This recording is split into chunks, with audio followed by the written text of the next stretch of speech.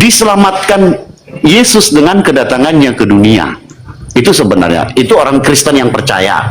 Tetapi entah kenapa banyak juga orang Kristen yang hidupnya tidak di dalam kasih. Makanya tadi Bang Juma bilang, Kristen itu tidak pernah mengasihi Tuhan, tidak pernah mengasihi sesama. Yes, betul. Kalau dia tidak di dalam Tuhan. Benar itu yang Bang Juma katakan. Saya tidak bisa menampi itu. Saya tidak bisa mengatakan Bang Juma salah. Bukan. Karena banyak orang Kristen sekarang yang hidupnya tidak dalam tatanan kebenaran Tuhan. Benar yang Abang bilang tadi. Benar sekali itu. Makanya saya tadi ketawa ya. Ya, Bang. Jangan di-mute, Bang. Bunda Rahma, jangan di-mute, Bunda Rahma. Ke-mute Bang, ke-mute. Ya. Ke-mute, lanjut. Ya, silakan dibuka. Itu Bang Juma. Jadi Bang Juma boleh dong istilahnya tetap juga ya Bang Juma tetap mewartakan, tetap kritisi orang-orang Kristen. Saya senang gitu loh. Saya senang Bang Juma tetap mengkritisi, artinya supaya menjadi bahan introspeksi diri untuk orang-orang Kristen, terlebih pendeta-pendeta Kristen ya, yang pikirannya hanya untuk memperkaya diri. Ya. Jadi kenapa? Karena kalau Bang Juma yang berkata lebih lugas, lebih ini, karena tidak ada intervensi ya dari luar ya. Tapi kalau jemaat-jemaat ini sungguh sulit sekali mereka mungkin enggan mengatakan ke para pendeta-pendeta ini ya sesuatu yang benar itu. Tapi kalau Bang Juma kan main gas saja kan gitu. Ya, silakan Bang Juma. Selagi mengkritisi itu boleh ya. Semua kita boleh kritisi, nggak apa-apa. Nggak apa-apa Bang Juma. Ya, saya rasa cukup untuk hari malam ini ya Bang Juma ya. Makasih Bang Juma. Sama-sama Bang, sama-sama. Tuhan Yesus memberkatimu Bang Juma. Boleh saya katakan demikian? Tuhan Yesus, Poten. Tuhan Yesus memberkatimu Bang Juma. Abang andaku. Allahu Akbar. Ya. Abang andaku yang baik hati ya. Sama-sama Bang. Ya. Diberkatilah anak istrimu Bang Juma. Amin. Oke, saudara, saya tanggapi apa yang disampaikan oleh saudara kita tadi sebelum diambil alih. Ya, selamat malam. Ya, aku yang menanggapi. Iya, tadi ada Bang Zuma yang mengatakan ajaran Yesus ya kasih. Ya, benar. Itu yang dibawa Yesus itu adalah kasih yang sempurna. Ya, seperti ya kita sudah tahu kalau Yesus di kayu salib itu karena kasihnya ya kepada kita manusia. Dia mau kita manusia ini diubahkan ya, yaitu tadi yang seperti Bang Lubis katakan ya. Sebenarnya simpel aja ajaran itu. Ketika kamu bertanya ajaran apa sih yang dibawa Yesus, ya kasih gitu. Itu kan mah simpel gitu kan. Tapi untuk menerapkannya memang begitu susah seperti kata Bang Lubis tadi ya. Jadi kasih dari Tuhan kita Yesus itu adalah kasih yang sempurna. Iya. Terima kasih. Oke, baik. Di Indonesia, setelah Indonesia merdeka, orang Kristen itu dengan lugasnya dan tanpa malu-malu mengatakan Yesus itu mengajarkan kasih. Seakan-akan Kristen masuk ke Indonesia itu dengan damai. Ini yang biasa orang Kristen tidak sadari. Agama Kristen penyembahan kepada sosok yang bernama Kristus itu ada di Nusantara ini itu melalui penjajahan, penumpahan darah, pembunuhan, perampasan, perampokan hak. Kejadian tragedi membuat anak yatim jutaan, janda menjadi jutaan jumlahnya, dikarenakan adanya penjajah yang masuk dengan membawa agama Kristen. Tapi bukan itu yang menjadi tolak ukurnya. Tolak ukur kasih itu kalau Kristen ini agama kasih. Maka cerminan awal yang harus kita lihat bagaimana Katolik. Bagaimana Katolik mengajarkan agamanya kepada bangsa atau wilayah yang ada di bawah kuasanya. Bagaimana gereja Katolik melancarkan aksi-aksi kemudian kepada wilayah-wilayah jajahannya. Bagaimana Katolik membumi hanguskan kemudian Torah, menghancurkan kemudian kedudukan orang-orang Yudaism pada masa Katolik berjaya di atas muka bumi ini. Karena pertama kali Kristen di dunia ini bukan yang ada di Indonesia yang ngomong-ngomong kasih, bukan. Mereka bicara manis, Yesus itu kasih sempurna, karena dia hidup di tengah-tengah mayoritas Islam. Jangan ngomong yang saat ini di Indonesia pada saat tenang-tenang, damai sejahtera Indonesia, habis itu dia ngomong seenak perut. Jangan, tapi lihat cerminan awalnya. Kristen berdiri di atas pembunuhan yang sangat-sangat sakral. Pembunuhan yang begitu sakral dan sangat menakutkan. Tadi siang kita melihat bagaimana mereka percaya diri, menunjukkan kemudian suatu adegan yang membuat kita merinding. Si Ucok nggak sempat berdiri selama 24 jam karena itu kejadian. Bayangkan saja. Mereka mengarak orang gondrong, dicambuk, diapain, diludahin, ditonjok, habis itu mereka gantung, habis itu mereka bunuh, habis itu gempa bumi terjadi, keluar tangan dari kubur, nisan terhambur keluar, mayat-mayat keluar jalan. Ini yang mereka anggap kasih. Oh, nggak bisa. Kristen berdiri atas pembunuhan. Pembunuhan kepada siapa? Pembunuhan kepada sembahan mereka sendiri. Dan Kristen satu-satunya agama yang menyembah tumbal. Menyembah, sabar. Saya berbicara sesuai dengan fakta, bukan omon-omon jual-jualan manis-manisan di Indonesia ini, bukan. Jadi Kristen itu berdiri di situ. Ada tumbal yang mereka korbankan di atas salib, habis itu korban ini yang menjadi Tuhan. Sedangkan sebelum ada tumbal berupa manusia, Kristus, orang Yahudi sudah banyak miliaran tumbalnya. Domba tumbalnya, sapi tumbalnya, kambing, lembu tumbalnya. Tak ada menyembah tumbal, nggak ada. Tak ada. Ini Kristen menumbalkan Kristus Tuhan mereka, habis itu mereka tuhankan. Ngeri ini teman-teman. Jadi kalau ada yang bermanis-manis muncul di tengah-tengah kita, kasih Kristen itu apa? Kristen itu apa ruanya? Hah? Dari abad pertama sampai ke Indonesia baik-baik aja? Enggak. Bagaimana di dalam di kitabnya 2 MKB, orang-orang Yahudi punya catatan-catatan kelam tentang Kristen, tentang Katolik, agama yang paling banyak menumpahkan darah di atas muka bumi ini, agama yang bertuhankan Yesus. Pembuat senjata-senjata di atas muka bumi ini mayoritas beragama penyembah Yesus. Mencetus adu domba dan segala macam tetebenge pembunuhan di atas muka bumi ini, orang-orang yang mengatakan dirinya penyembah Yesus Kristus. Tak ada itu kasih. Coba, sesederhana apa kasih ini kita ingin bandingkan dengan agama lain?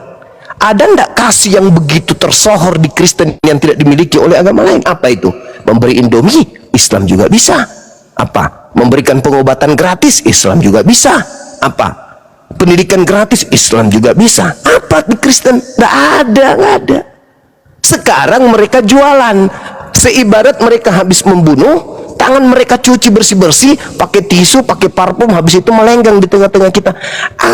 Aku agama kasih loh. Padahal barusan dia cuci tangan. Di Makassar di Makassar ini ada makam 40.000 jiwa, satu lubang. Siapa pelakunya? Orang-orang yang menuhankan Kristus. Lalu sekarang kita ingin ditipu dengan mereka mengatakan Kristen itu agama kasih loh. Oh, pelan-pelan tante. Ya, saya kira begitu. Satu-satunya agama di atas muka bumi ini yang berdiri atas pembunuhan kepada sembahannya sendiri hanya agama Kristen. Camkan itu baik-baik. Silakan. Iya, itu ya Bang Juma ini sudah banyak ya ini menghujat ya, itu tuduhan yang tak beralasan. Tidak ada kasih yang kami berikan, kasih yang kami berikan itu kepada sesama itu adalah ajaran dari Yesus sendiri ya. Sebagaimana Yesus telah tadi sudah saya sampaikan, sebagaimana Yesus mengorbankan dirinya di kayu salib. Jadi itulah kasih yang sempurna. Ketika kamu kasihnya, sebentar saya belum selesai. Ini tanggung nih dipotong. Ketika kamu mengasihi, cuman kamu memberi uang kepada fakir miskin, kepada orang miskin, tapi kamu tidak lebih dari itu namanya kasihmu itu tidak sempurna. Ya, yang diajarkan Yesus itu adalah kasih sempurna, ya, kasih yang dengan secara tulus, ya, dengan secara tulus dan tidak membalas, itulah dia kasih yang sempurna. Yesus ajarkan itu. Apa ketika Yesus, ya dengar, belum selesai. Ketika Yesus kata terakhir di kayu salib mengatakan, ampunilah mereka Bapa, karena mereka tidak tahu apa yang mereka perbuat. Itu kan? Itu kasih Yesus yang telah diajarkan. Jadi kita harus mengampuni bersama. Kalau dia benar-benar Kristen, kekristenannya itu akan terlihat dari wujud kasih Allah. Karena itulah yang sudah diajarkan kepada kita yang mengimaninya. Beda ya dengan yang tidak menerapkan atau tidak mengimani sebagai Kristus. Bedakan. Jadi jangan kamu samaratakan, oh kasihnya seperti ini, di luar seperti itu. Ya jelas bukan. Yesus juga mengatakan, janganlah kamu seperti suam-suam, seperti kuku, seperti ini, kamu tidak panas ataupun dingin. Jadi Tuhan aja mengajarkan seperti itu. Ya, Bang Juma dari tadi aku lihat, dari tadi aku dengar itu penghujatan ya. Room ini memang room penghujat. Catat. Di mana hujatnya, di mana? Di mana hujatnya? Bang Juma pakai Nah, data. dikatakan kami menuhankan Tuhan itu ketika kami membunuhnya. Menuhankan Tuhan, emang nggak menuhankan Itu Tuhan? kan Roma botol 14 nomor 9, Itu kekonyolan untuk yang itulah tidak- Yesus mati agar dibangkitkan oleh Allah untuk menjadi Tuhan bagi orang Kristen. Dalil. Itulah kesalahan dari kalian ya, kesalahan dari Itu kalian. dalil, masa dalil salah? Dari Benar. dari Anda perspektif percaya kalian, dalil Anda dan salah. cara pandang kalian ke Kristenan seperti itu yang sangat. Lah itu yang sangat tertulis, salah untuk ya. itulah Yesus mati agar dia dibangkitkan untuk menjadi Tuhan. Bagi siapa? Bagi orang Kristen. Dalil kok ada. Jadi kalau dia tidak mati dibunuh, ya nggak bangkit. Kalau nggak bangkit, ya nggak jadi Tuhan. Itu dalil. Makanya beragama itu pakai akal, bukan pakai dogma. Dalilnya nggak seperti itu, Dul. Nggak Coba, seperti coba, itu. coba. Silakan Anda baca. Saya ingin dengar. Kamu buka Roma 14 nomor di 9. mana kamu ambil dalil comot-comot itu? Kamu di Roma mana? Di mana 14. biar aku bantu kamu membacakannya ya. Ya, silakan, silakan, kamu silakan, baca ini silakan semuanya. saudari baca, silakan. Di mana kamu ambil? Di mana kamu kutip? Roma 14 nomor 9. Silakan. Yang keras ya. Silakan. Baca Baca yang yang keras. keras ya. Silakan. Biar semua orang di dunia ini dengar. Silakan. Ya, Roma 14 Nomor ayat 9. Ya. Belum baca udah baper. Sebab untuk itulah Kristus mati dan bangkit kembali, yakni supaya dia hidup sebagai penguasa atas semua orang baik yang masih hidup. Dengar, belum baik yang masih hidup maupun mati ya. Anda sengaja membaca yang terbitan 2014 yang, iya kan? Mau terbitan Anda apa? Mau kitab? Anda tidak mau- berani membaca terjemahan baru kan? Kenapa? Kenapa nggak berani membaca terjemahan ini baru? banyak terjemahan. Kamu mau Iya. mau apa? AYT, Coba, PL, BIS, TSI, coba TB, coba TB, coba TB dibaca, coba. Coba dibaca Oke. TB. Sebab untuk itulah Kristus telah mati dan hidup kembali supaya ia menjadi Tuhan, baik. Dengar ya, ya kamu jangan ketawa dulu, itu belum selesai. Supaya ia menjadi Tuhan baik atas orang mati maupun atas orang hidup. Ya, jadi untuk itulah Yesus mati, agar dia bisa hidup kembali, supaya dia menjadi ini Tuhan. Bisa di-mute dulu nggak? Ini Bang Sumakan, ini kan saya sekarang mau menjelaskan. Ya silakan Anda jelaskan. Tadi saya nggak bisa jelaskan. 14 ini silakan. Dari tadi silakan. kalau kayak gini, ini aku saya diam. Hujat ya. Saya diam, silakan. Enak aja Iya, lu. tadi kamu mengutip di Roma 14 ayat 9 ya, supaya kamu tahu bagaimana Kristus itu telah mati dan hidup kembali, berarti dia bangkit ya. Jadi di hari kematiannya dia telah merebut kunci maut itu, dan dia berkuasa atas orang hidup maupun ya. Kalau ngomong itu jangan sampai Dialah nangis, Tuhan. Mbak. Santai aja. Jadi dengar. Makanya jangan dibarengi dengan rasa ingin nangis, santai aja. Iya, tapi kamu jangan nyela dulu. Aku kan Enggak, belum soalnya adek ini mau nangis, membaca tapi ngawur gitu, sudah gitu ngarang gitu ya. Tapi jangan pakai mau nangis. Lah kok ngarang? Dengar, aku kan belum saya kan mengatakan Kristen satu-satunya agama di atas muka bumi ini yang membunuh supaya dia dapat Tuhan. Kan udah bilang tadi. Oke, Bang Zuma, yang membunuh siapa? Silahkan. Yang membunuh Yesus Kristus siapa? Pahlawan kalian, iblis. Pahlawan kalian, iblis.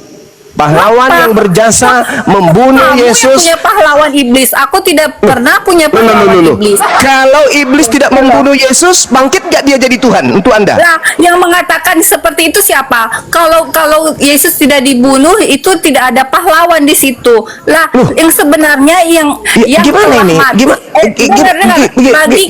ini?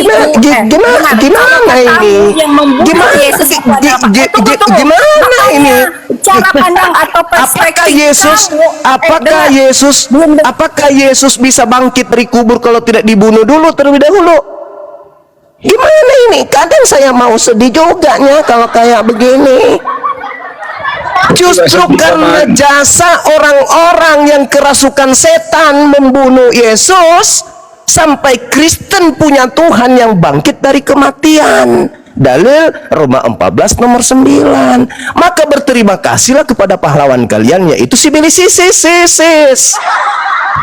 Ya, gitu ya. Gitu dong. Lanjut. Memang ada perbandingan terbalik yang antara Bang Zuma ini, cara pandangnya terbalik. Ya, karena saya gunakan akal dan saya gunakan dalil.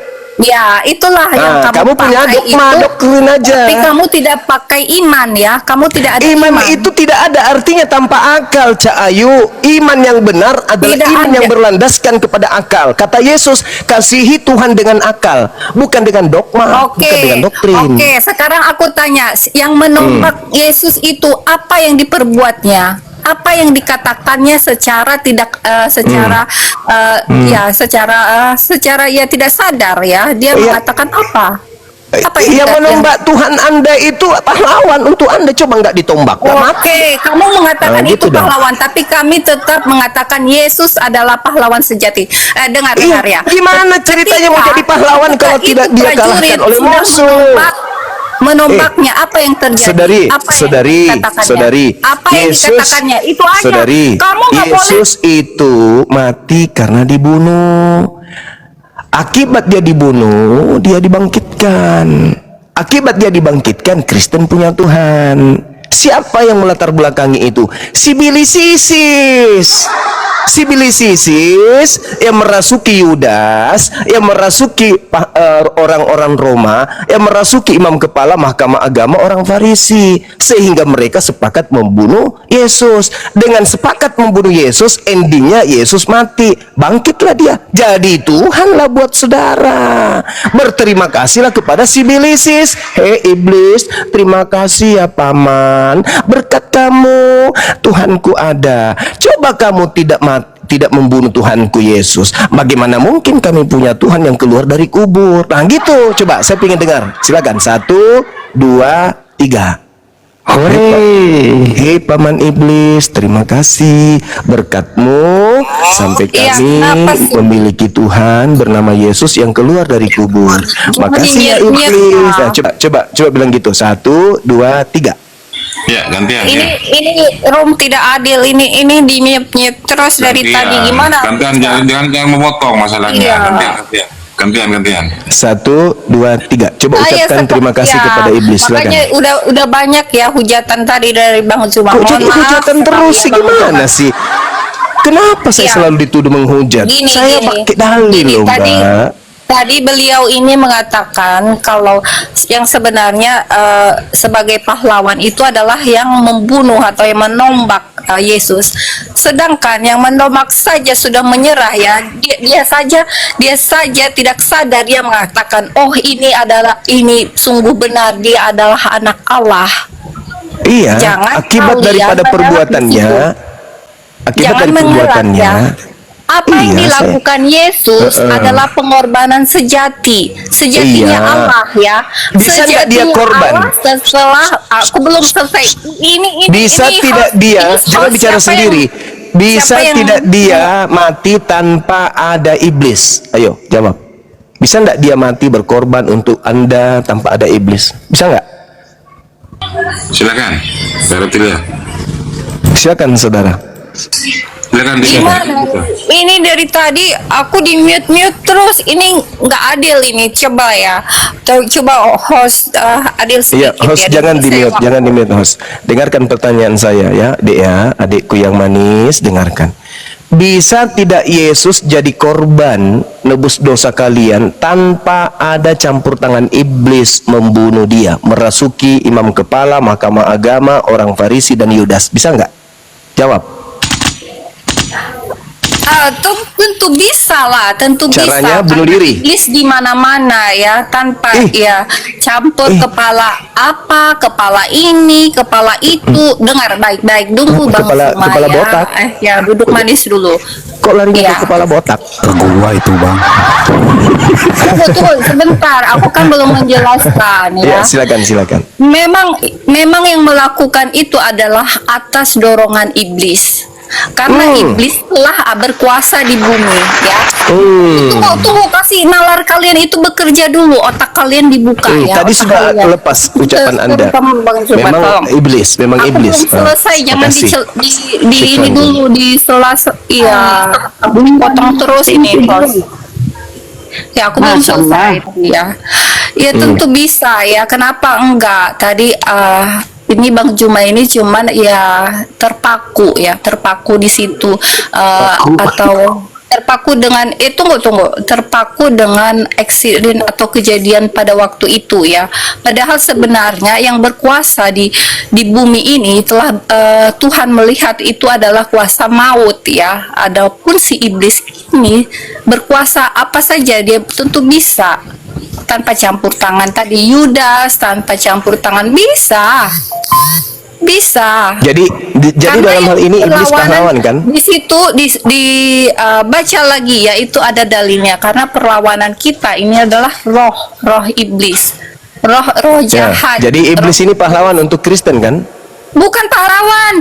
Itu dari Nah, tadi kalau aku sudah tanpa katakan, iblis, Yesus tidak mati. perspektif Anda yang salah memandang itu adalah pahlawan itu iblis. Sedangkan iya, kami pahlawan lah. mengatakan pahlawan itu tetap Allah. Allah sejati itu adalah pahlawan sejati, yaitu Allah Yesus. tidak membunuh Yesus. Apakah Allah membunuh Yesus?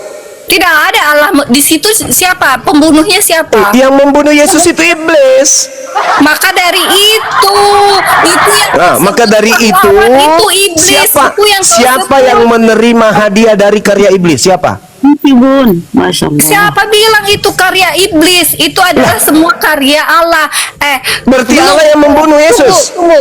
Aku katakan ya, orang sebagai pemenang itu bukan berarti dia itu harus dia sebagai pemenang itu tidak harus dia itu Saudariku, saudariku yang itu. cantik, apakah Allah yang membunuh Yesus atau iblis yang membunuh Yesus?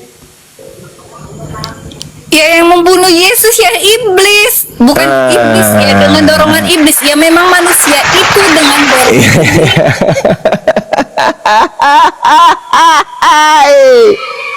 Iblis yang membunuh Yesus. Akibat dari ulah iblis membunuh Yesus, Kristen diselamatkan. Berarti yang jadi pahlawan di sini buat Kristen adalah si Bilis Isis. Itu adalah pandanganmu ya. Ketika Yesus, tunggu, aku kan belum selesai. Kamu suka memotong-motong dan menghindari ayat-ayat yang ada dalil di situ. Memang jelas-jelas di situ Yesus, dengar, jelas-jelas Yesus itu memegang kunci maut. Jangan ketawa tertawa. Coba didengarkanlah aku. Iya, satu setengah menit enggak? Setengah menit saya sebentar ya. Jangan dihilangkan ya. Pada Mbak, setengah menit saya. Siapakah yang menghendaki Yesus mati di tiang salib? A. Bapak di surga. B. Iblis. Itu doang sih. Yang menghendaki Yesus mati di salib adalah A. Bapak di surga. B. Iblis. Waduh, nyesel gua kasih. Kabur. Makasih Bliss, thank you Bliss. Gimana dong? Bagaimana? Roma 14 nomor 9 kan jelas itu. Sebab untuk itulah Kristus telah mati dan hidup kembali supaya Kristus menjadi Tuhan. Ya kan gitu dalilnya. Jadi tujuan Yesus mati supaya dia dibangkitkan kembali, hidup kembali supaya dia menjadi Tuhan. Berarti berkat pembunuhan iblis adik Tuhan kan gitu, maka Kristen harus berterima kasih kepada Iblis. si Bilis Isis. Repot kali lah gitu dong. Ayo, yang kuat argumentasinya naik. Tadi kenapa ada itu lari ya? Nih, gua baru ngomong, nyesel gua ngomong. Iya. Takut sama Bang Andi. Bang Juma nih saya kasih pertanyaan pilihan ganda. Iya. Ya. Siapakah yang menghendaki kerusakan di muka bumi?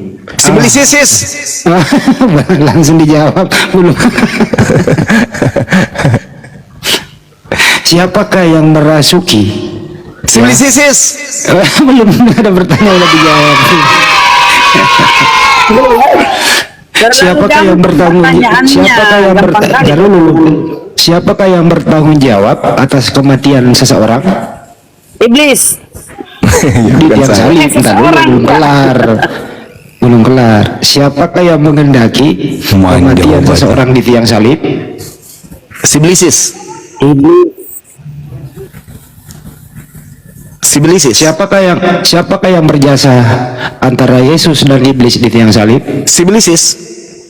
Siapakah yang menjadi pahlawan? Si Bilis Isis. Siapa yang menikmati hasilnya? Si Bilis Isis. Agama mana yang percaya di sana? Waduh. Karesteng. Iya, Kristen lah Bang. Ya. Terus kemudian, siapakah yang mati bangkit kembali supaya menjadi Tuhan? Mereka menyebutnya Kristus. Siapa tokoh yang menulis ini? Mereka menyebutnya Flus. Paulus. Syukran. Artinya Ferry. perempuan tadi ini harus berterima kasih kepada siapa? Si Bilis Isis. Dengan penulis, siapa namanya penulisnya? Si Bulus. Nah, terus siapakah yang ketemu ada seseorang di Damsik, ketemu seseorang, dan siapa orang itu dan ketemu dengan siapa? Kristus bertemu dengan si Bulus. Apakah benar itu nama Maria loh? Saya curiga Bukan, dia sendiri yang menjawab. Bukan. Galatia 1 nomor 1 bukan anak Maria, karena bukan manusia katanya. sementara Maria melahirkan manusia, bukan Yesus. Paulus menjawabnya sendiri. Ada tamu Bang Andi. Kita sampaikan. Di manakah dideklarasikan dan tahun berapakah Yesus itu dideklarasikan menjadi Tuhan? Abad keempat. Di daerah mana kan itu? Roma. Roma paman. Konsili apa namanya? Konsili Nicaea. Pada pintar semua. Ya, ada. Selamat malam. Ada yang ganti Bang Odong. Malam. Sudah murtad belum? Belum. Anda sudah makan Pak?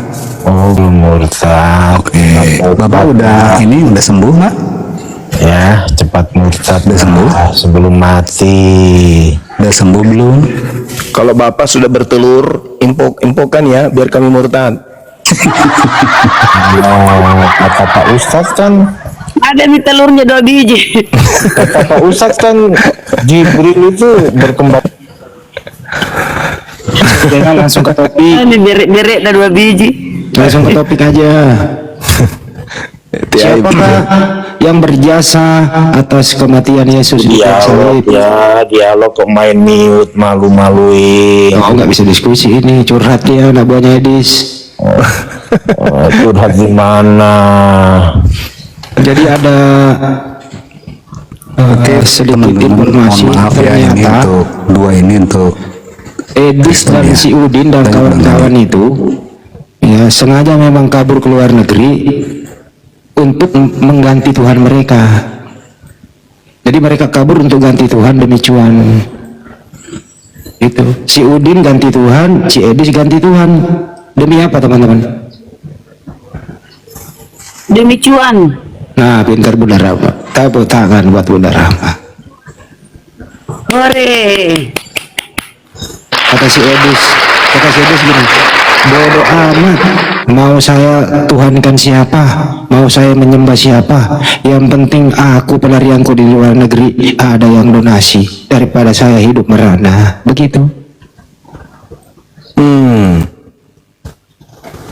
Waktu di Indonesia dia nggak sembah Yesus, setelah kabur ke luar negeri dia ganti Tuhan. Yesus adalah Tuhan. Tuh, ganti Tuhan kan? Ganti Tuhan demi cuan. Lanjut lagi Bunda, ada tamu.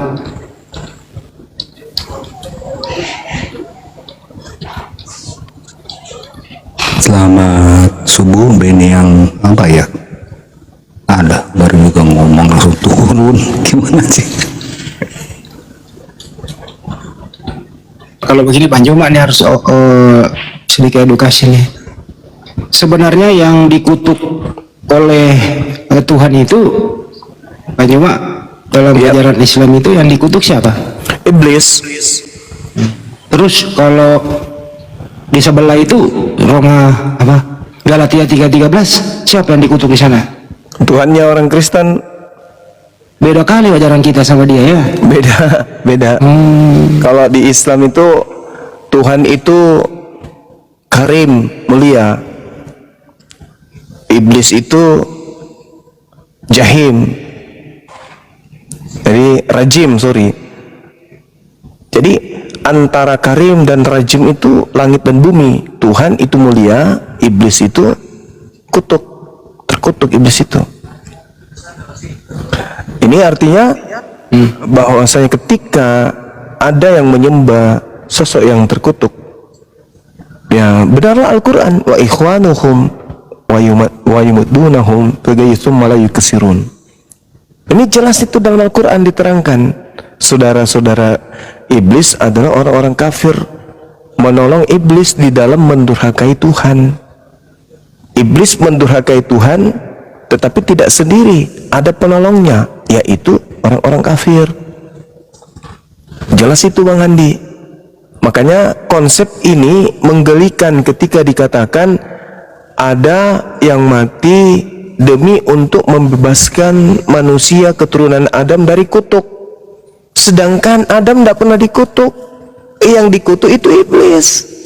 Jadi ketika ada yang menebus kutuk, berarti dia sedang membebaskan kutuk, dia sedang membebaskan iblis dari kutukan. Melepaskan iblis dari kutukan, sehingga iblis leluasa menyesatkan banyak orang. Kenapa?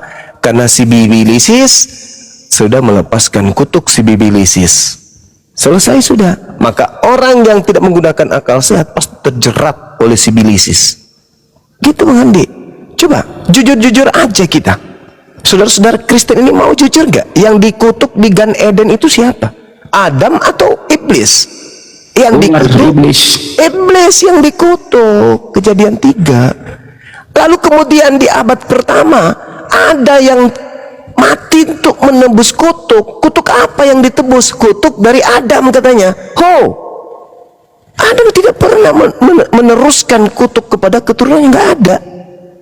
Berarti kalau betul dia menebus kutuk, nah pertanyaannya siapa yang ditebusnya?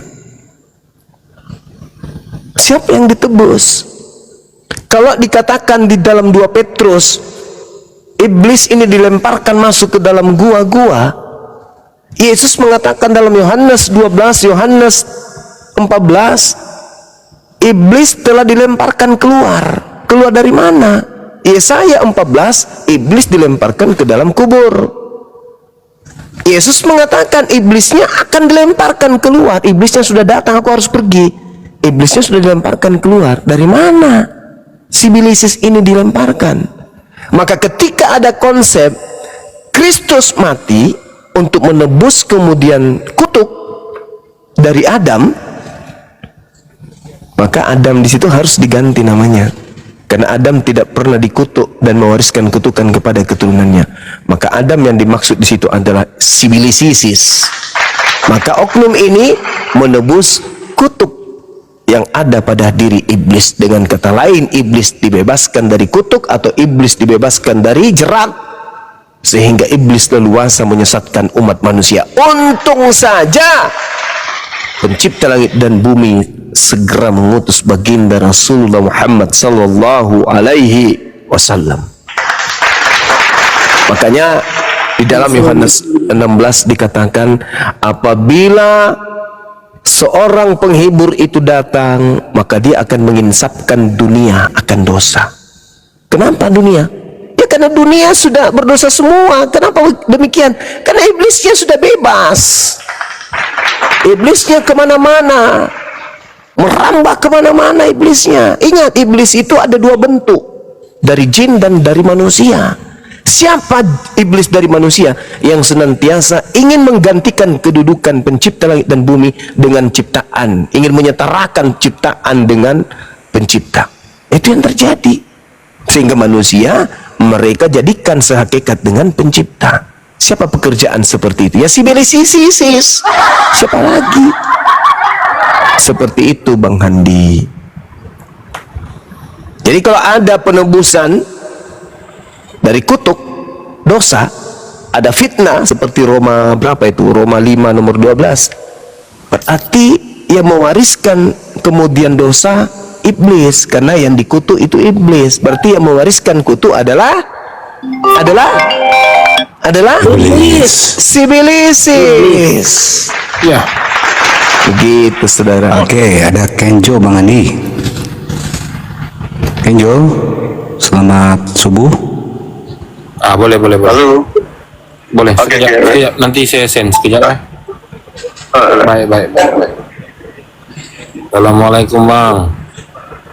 Waalaikumsalam. Bang Andi ya. Bang, saya tertarik Bang, lihat di YouTube Bang, tertarik. Bang, silakan Kenjo. Ini Kenjo yang Islam apa Kristen? Muslim Bang, nggak mungkin Kristen. Waalaikumsalam Waalaikumsalam Kenjo yang Kristen. Bukan Bang. Tapi saya kembali ke topik deh, sekiranya tadi Kristen Anda gitu ya. Ya maaf ya Pak Kenjo ya. Oh bisa Bang, nggak apa, aku cuma nonton. Iya, makasih Bang Kenzo, sehat selalu Bang. Ya terima kasih. Lanjut. Tapi di dalam Al-Quran banyak kan kalau nggak salah itu di surat dari ayat 56 makanya. Ya. Tidak menciptakan jin dan manusia kecuali menyembah kepada aku. Iya. Kan gitu. Iya. Tapi ini jin ini kan memang menyembah Allah kan, diciptakan harus. Iya. Yang memberontak itu siapa itu? Jin tadinya terus berontak menjadi apa dia? Iblis. Jadi iblis ini juga diperintahkan menyembah Allah ya. Iya. Makanya iblis itu ketika dia mengatakan anzirni ila yaumi yub'atsun, katanya. Iblis menjawab, berilah aku umur yang panjang ya Tuhanku, sampai hari mereka dibangkitkan. Panjangkan usiaku, jangan kau matikan aku, kata iblis. Panjangkan. Apa kata Allah? Innaka minal munzarin. Benar, kamu makhlukku yang aku berikan panjang umur, aku tangguhkan usiamu, aku tangguhkan waktumu untuk menikmati, gitu loh. Iblis menjawab apa? Fabima aqwaitani la'ak udanna, kata iblis. Saya lupa ayatnya. A'udzubillahi minasyaitonirrajim. Bismillahirrahmanirrahim. Qala fabima aqwaitani la'aqudanna lahum siratakal mustaqim. Nah, kayak gitu insyaallah. Karena engkau ya Tuhanku telah menyesatkan aku, pasti aku akan selalu menghalang-halangi mereka dari jalanmu yang lurus. Kemudian pasti aku akan mendatangi mereka dari depan, dari belakang, dari kanan, dari kiri mereka. Dan engkau tidak akan mendapati kebanyakan mereka bersyukur. Allah kemudian berfirman, qala khruj minha, keluarlah kamu dari sana, dari surga maksudnya, dalam keadaan terhina dan terusir.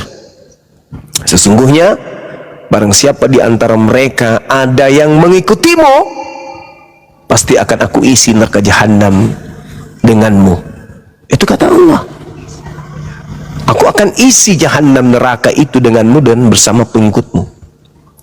Lalu Allah berfirman kepada Nabi Adam, wa ya Adam uskun anta wa zawjukal jannah fakula min haitsu syi'tuma wa la taqraba hadhihi asyajarah fatakuna minaz zalimin.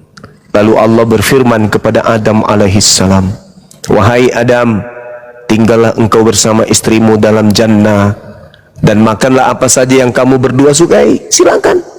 Tetapi jangan kamu berdua mendekati pohon yang satu ini, sebab apabila engkau mendekati, kamu berdua akan termasuk orang-orang yang zalim. Kemudian iblis yang tadi sudah bersumpah itu mengaplikasikan kemudian niatannya di hadapan Tuhan. Betul-betul sejak itu dia iblis mencoba kemudian membisikkan kejahatan-kejahatan kepada Adam dan istrinya. Nah, itulah yang terjadi. Maka iblis itu tugasnya adalah membisik manusia supaya manusia itu ingkar kepada Tuhan, sehingga apa yang menjadi perintah Tuhan itu dilarang, dilanggar semua karena bisikan iblis. Iblis yang membuat sesuatu itu menjadi benar, seakan-akan benar oleh pelakunya, seperti menyembah ciptaan, membunuh ciptaan dengan mengatakan ini adalah Tuhan dan seterusnya. Itu iblis semua tuh punya pekerjaan, Bang Andi. Itu Al-Quran yang mengatakan. Surah apa itu ya? Surah Al-Araf. Al-Araf teman-teman, ayat 17 sampai seterusnya. Begitu. Oke, ini ada tamu nih. Jangan usik agamaku. Silakan dibuka mute-nya. Tadi kan typingnya bagus di bawah. Silakan. Oh, jelas dong. Oke, Anda mau diskusi, mau bertanya atau apa? Silakan. Saya mau bertanya aja. Oh, bertanya aja, nggak mau ditanya. Oh, bisa juga dong. Oh, ya udah diskusi kalau gitu. Silakan. Bang Andi, mohon maaf ini. Ya. Silakan Bang Juma. Quran Al-Maidah 68. Kamu tidak pada agama yang benar. Islam tidak pada agama yang benar. Sebentar. Kamu baca Al-Quran atau baca terjemahan? Oh iya, terjemahannya. Nah, gitu dong. Nggak boleh, salah. Enggak, ngomongnya kan nggak salah, saya Al-Quran. Kamu baca Al-Quran ya salah lah. Saya cari lain aja kalau salah. Silakan. Salah, Anda kan baca Al-Quran tadi kan? Oh, harus baca terjemahan gimana? mungkin maksudnya, bukan Ya, Quran. silakan Bang Juma. Iya, itu seruan kepada ahli kitab, bukan kepada Kristen ya, ahli kitab. Siapa ahli kitab? Ya mereka yang diberikan kitab oleh Allah. Siapa mereka ini? Bani Israel. Kristen tidak pernah diberikan kitab oleh Allah. Ini berbicara dalam Quran kalian, bukan dalam Quran Israel. Yang bertanya, Anda diam dulu lah. Itu seruan kepada Bani Israel, kawan. Ya ahlal kitab, wahai ahli kitab. Tuh jelas itu. Itu ayat Al-Quran yang Anda bawa kan? Kecuali kamu turuti kitab Taurat dan Injil. Mana Quran ada Injil dan Taurat? Oke. Otak lo yang bersih. Oke, saya selesaikan dulu ayatnya ya. Silakan, tapi jangan bawa-bawa Yahudi. Ini dalam Quran. Kul, wahai Nabiku Muhammad, katakanlah. Kepada siapa kamu harus mengatakan wahai Nabiku? Katakan kepada ahli kitab. Siapa ahli kitab? Orang-orang Yahudi yang hidup berdampingan dengan Nabiku di Madinah dan di Mekah. Pahami itu dulu. Jadi ayat ini diperintahkan Nabi Muhammad untuk berbicara kepada orang Yahudi. Ya ahlal kitab, lastum ala syai'in hatta tuqimut Torah wal Injil wa ma unsila ilaikum min rabbikum. Wahai ahli kitab, kamu tidak dipandang beragama sedikit pun hingga kamu menegakkan ajaran-ajaran Taurat dan Injil dan yang diturunkan Tuhanmu kepadamu. Itu kata Allah kepada ahli kitab. Salah, kecuali kamu turuti kitab Taurat dan Injil. Taurat itu dimiliki oleh siapa? Tidak ada begitu dalilnya. Kamu jangan bohong dong. Itu di situ dituliskan kamu tidak pada agama yang benar. Jadi kamu jangan sok tahu di hadapanku, nanti kuludai mulutmu. jangan. Bible aja kamu nggak sanggup hadapi saya, apalagi Quran. Bukan saya sombong, tapi karena kau ponga, bagusnya kau di depan saya itu buka mulut lebar-lebar biar ku beludai masuk, biar itu ilmu berpindah ke otakmu.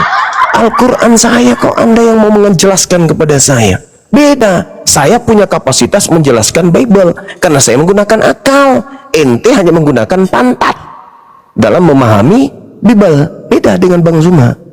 Ketika Al-Quran menarasikan kul, wahai nabiku Nabi Muhammad, katakanlah kepada ahli kitab. Apa yang harus saya katakan ya Rabb? Ya ahlal kitab, lastum ala syai'in hatta tuqimut Torah wal Injil wa ma unzila ilaikum min rabbikum wala yazidanna katsiran minhum ma unzila ilaik min rabbik tughyanan wa kufra fala ta'sa 'alal qaumil kafirin. Itu kata Allah. Wahai nabiku Muhammad, katakan kepada ahli kitab, wahai ahli kitab, kamu tidak dipandang beragama sedikit pun hingga kamu menegakkan ajaran-ajaran Taurat, Injil dan Al-Quran yang diwahyukan Tuhanmu kepadamu.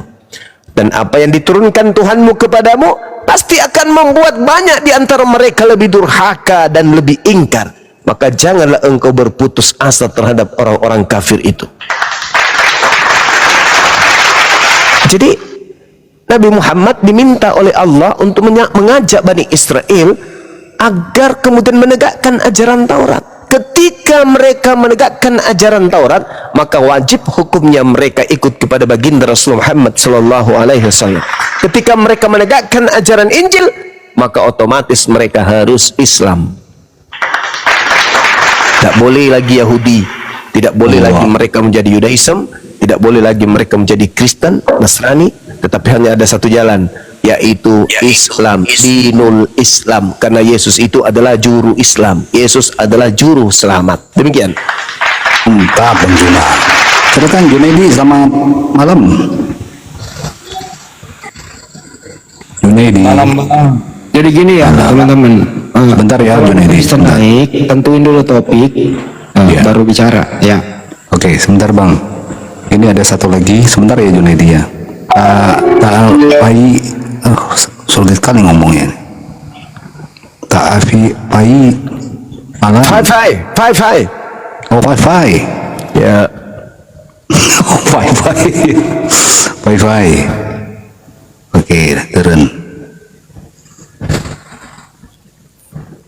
Oke, Bang Junedi, kita mau diskusi ya, boleh ya?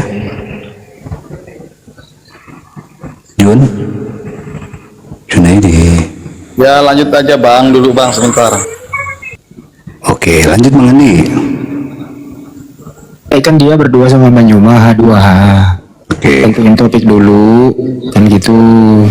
Jangan langsung bertanya kayak tadi. Ini kalau bertanya dia nerima kan enggak? Ya itu. Siap. Bang Junedi silakan, temanya mau apa? Saya naikkan ke Anda aja. Silakan.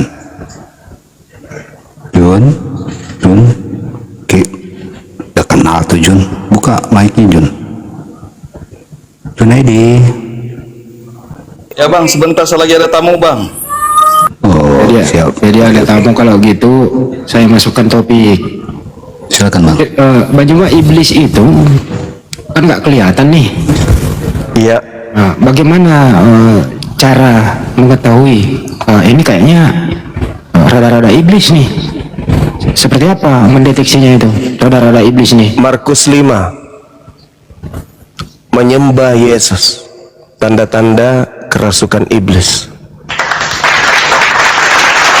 Itu ya. Iya, kerasukannya. Ya.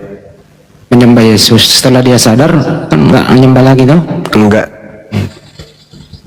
Terus kalau ada yang menulis surat, menulis buku tebal, dianggap kitab suci, mengaku ini firman Allah, itu ini ciri-ciri iblis apa bukan? Ciri-ciri iblis juga. Terus firman Allah dalam Al-Quran, mereka enggan menerima, bahkan mengedit-ngedit, bahkan memberi klaim itu Al-Quran salah. Ini ciri-ciri iblis juga. Iya, betul. Wa inna minhum lafariqan yaluna alsinatahum bil kitab litahsabuhu minal kitab wa ma huwa minal kitab wa yaquluna huwa min indillah wa ma huwa min indillah wa yaquluna 'ala Allahil katsiba wa hum ya'lamun. Dan sungguh di antara mereka niscaya ada orang-orang yang memutarbalikkan lidahnya membaca kitab agar kamu menyangka yang dibaca itu sebagian dari kitab, padahal itu bukan dari kitab. Itu kata Allah. Gua besarkan Pak Pendeta Yunus. Iya. Bang Juma H2H sama Bang Juma. Lanjut. Tanya aja Bang langsung Bang. Ya. Pendeta, selamat malam Pak Pendeta. Malam. Oke. Judulnya malam ini Pak adalah siapa iblis dan tugasnya iblis apa, dan siapa ya, agama mana yang berhasil terperdaya oleh iblis. Itu ya Pak Pendeta ya. Bisa Pak? Oke. Anda boleh menuduh Islam juga nggak apa-apa. Silakan. Nggak apa-apa. Silakan Bang. Iblis itu siapa? Kerjanya apa? Dan agama mana yang berhasil dipengaruhi oleh iblis? Silakan Bang. Lanjut.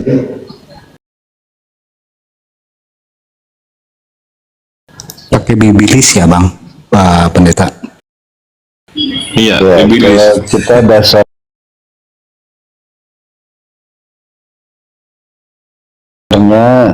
Yohanes 10 ayat 10. Iblis datang membunuh, membinasakan. Yesus datang memberikan hidup kekal. Jadi saya tidak mau menuduh agama tetapi saya percaya bahwa Yesus datang memberikan hidup kekal. Makanya Yesus bilang, akulah jalan kebenaran dan hidup. Tidak ada seorang pun sampai kepada Bapa tidak melalui aku.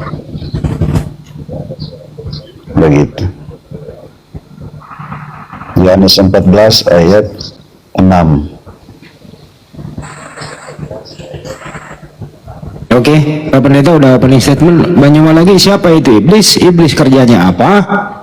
dan agama mana yang berhasil dikelabui oleh iblis? Silakan. Iya. Jadi yang namanya penyesat itu pasti iblis.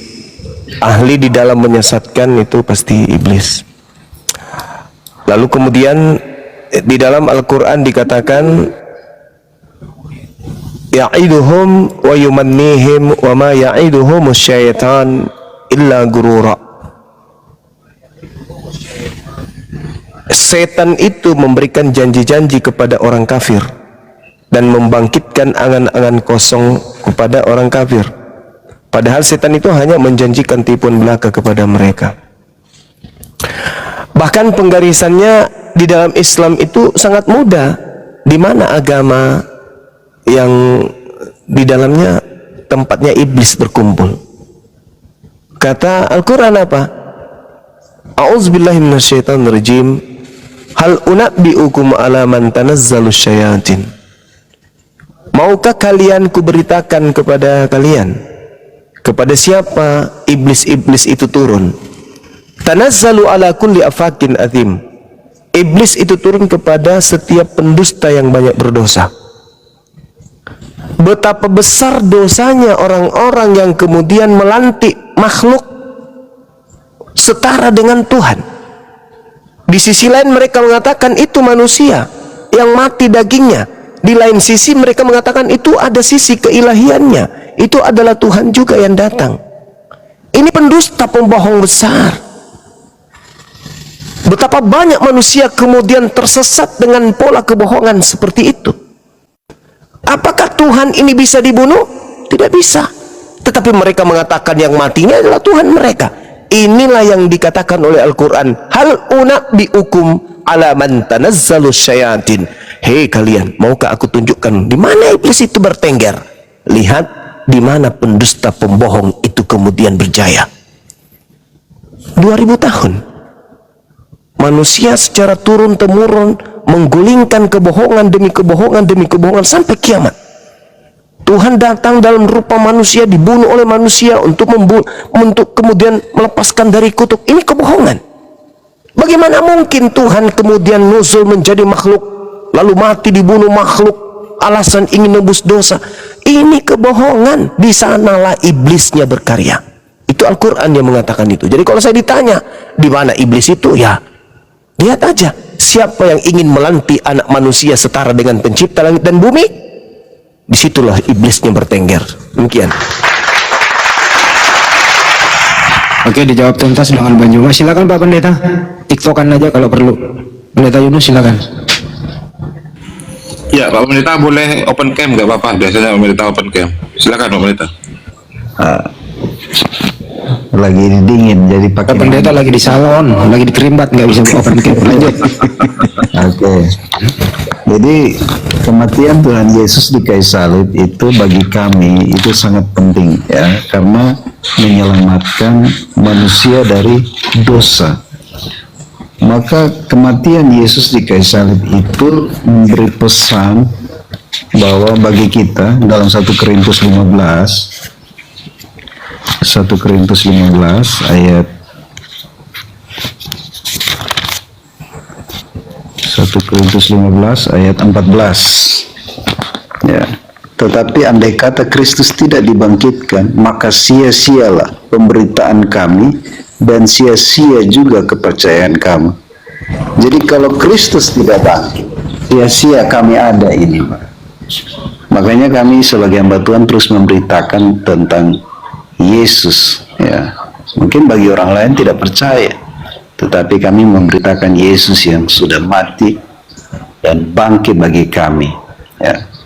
Makanya kalau ayat 13, kalau tidak ada kebangkitan orang mati, maka Kristus juga tidak dibangkitkan. Gitu. Kalau ayat 15, lebih daripada itu, ternyata dusta terhadap Allah kalau karena tentang Dia kami katakan bahwa Ia telah dibangkitkan, padahal Ia tidak dibangkitkan.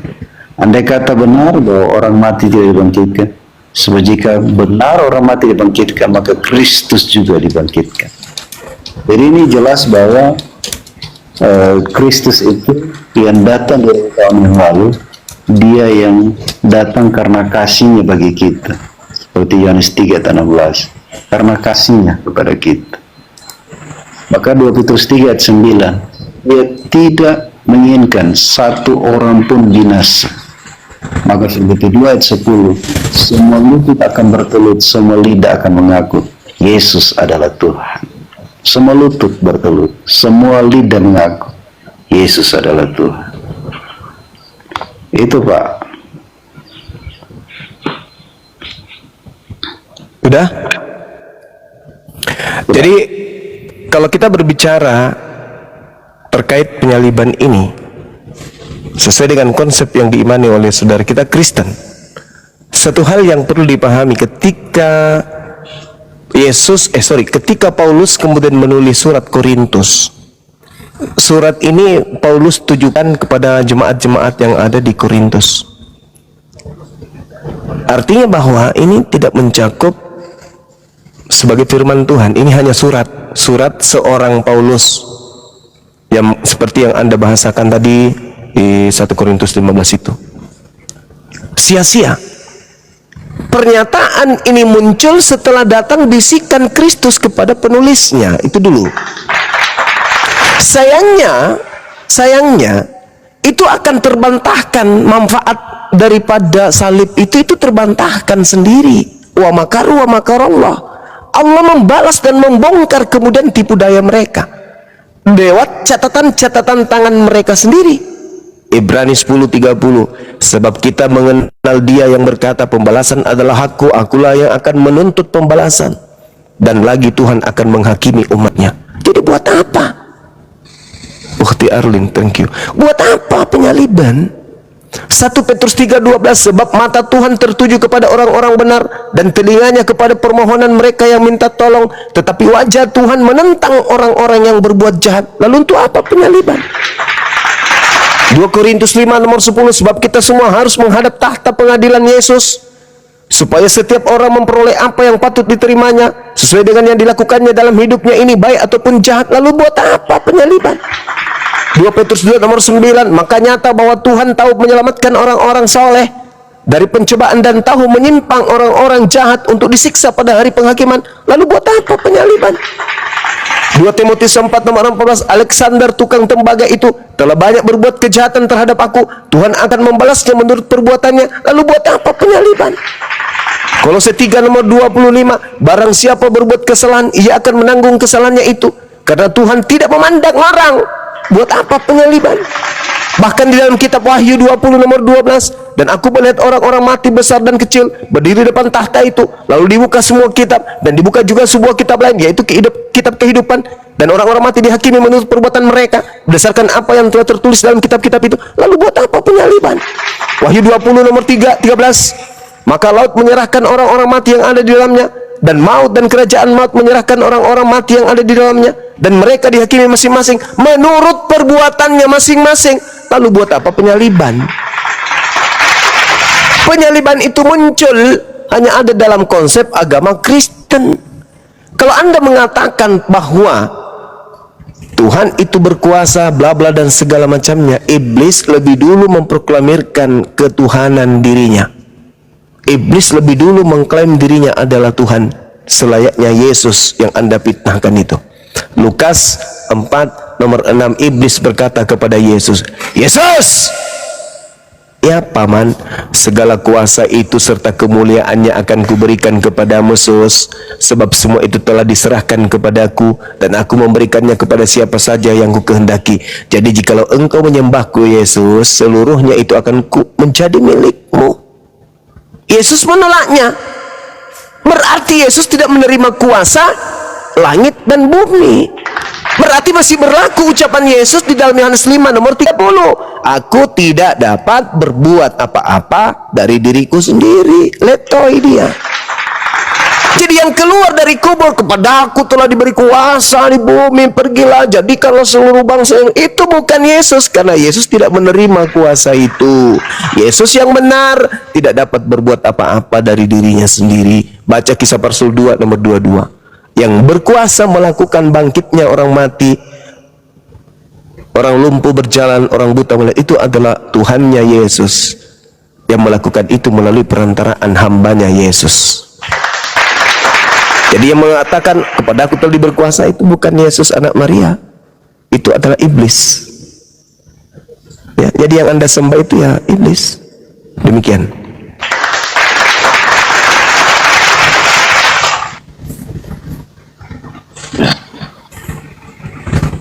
Ya, terima kasih Bang. Jadi saya mau sampaikan siapa Yesus sebenarnya. Menurut Yohanes 10 ayat Yohanes 14 ayat 10, tidak percaya engkau bahwa aku dalam Bapa, Bapa dalam aku.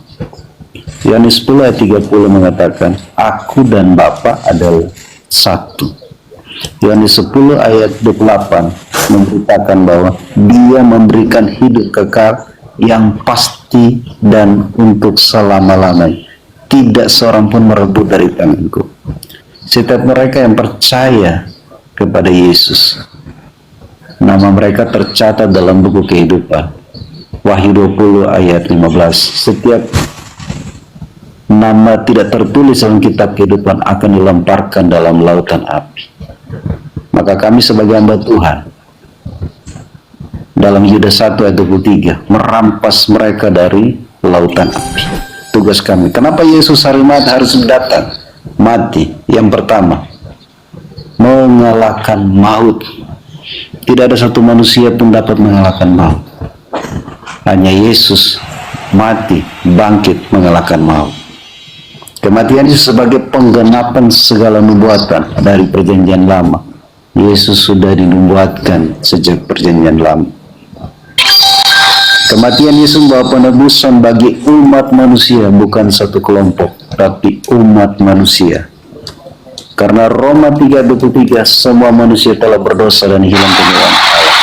Semua manusia butuh Yesus menjadi lawannya Allah. Maka Yesus mendamaikannya. Kolose 1 ayat 20. Kematian Yesus membawa keselamatan bagi setiap orang yang percaya kepadanya. Kematian membawa kelepasan bagi orang terbelenggu dengan dosa, dengan sakit penyakit, dengan kelemahan. Yesus membebaskan lewat kematiannya. Makanya dikatakan sudah selesai, punya makna sangat mendalam. Kebangkitan Yesus membuktikan bahwa Dia kalahkan maut. Dia bangkit dan naik ke surga. Itu. Iya. Lagi-lagi yang Anda sampaikan itu adalah konsep dari Kristen, konsep yang digunakan kemudian untuk membangun satu doktrin dan dogma bahwa Yesus itu adalah Tuhan. Itu muncul dari kalangan Kristen yang datang belakangan. Murid-murid Yesus, apapun yang Yesus ucapkan, menghantarkan mereka percaya bahwa Yesus bagi mereka hanya utusan Tuhan. Ini harus Anda pisahkan. Seluruh ucapan Yesus, Bapa di dalam aku di dalam Bapa, menghantarkan murid-muridnya percaya Yesusnya adalah betul utusan Tuhan. Tidak menghantarkan mereka menjadi Kristen, menuhankan gurunya, enggak. Yohanes 17:8, segala firman yang engkau berikan wahai Bapa telah aku sampaikan kepada muridku, dan muridku telah menerimanya, dan mereka percaya bahwa engkaulah yang telah mengutus aku. Setelah Yesus mengajar mereka dengan firman-firman yang Yesus terima dari Tuhannya, mereka sampai pada final, Yesus bagi mereka hanya utusan Tuhan. Titik.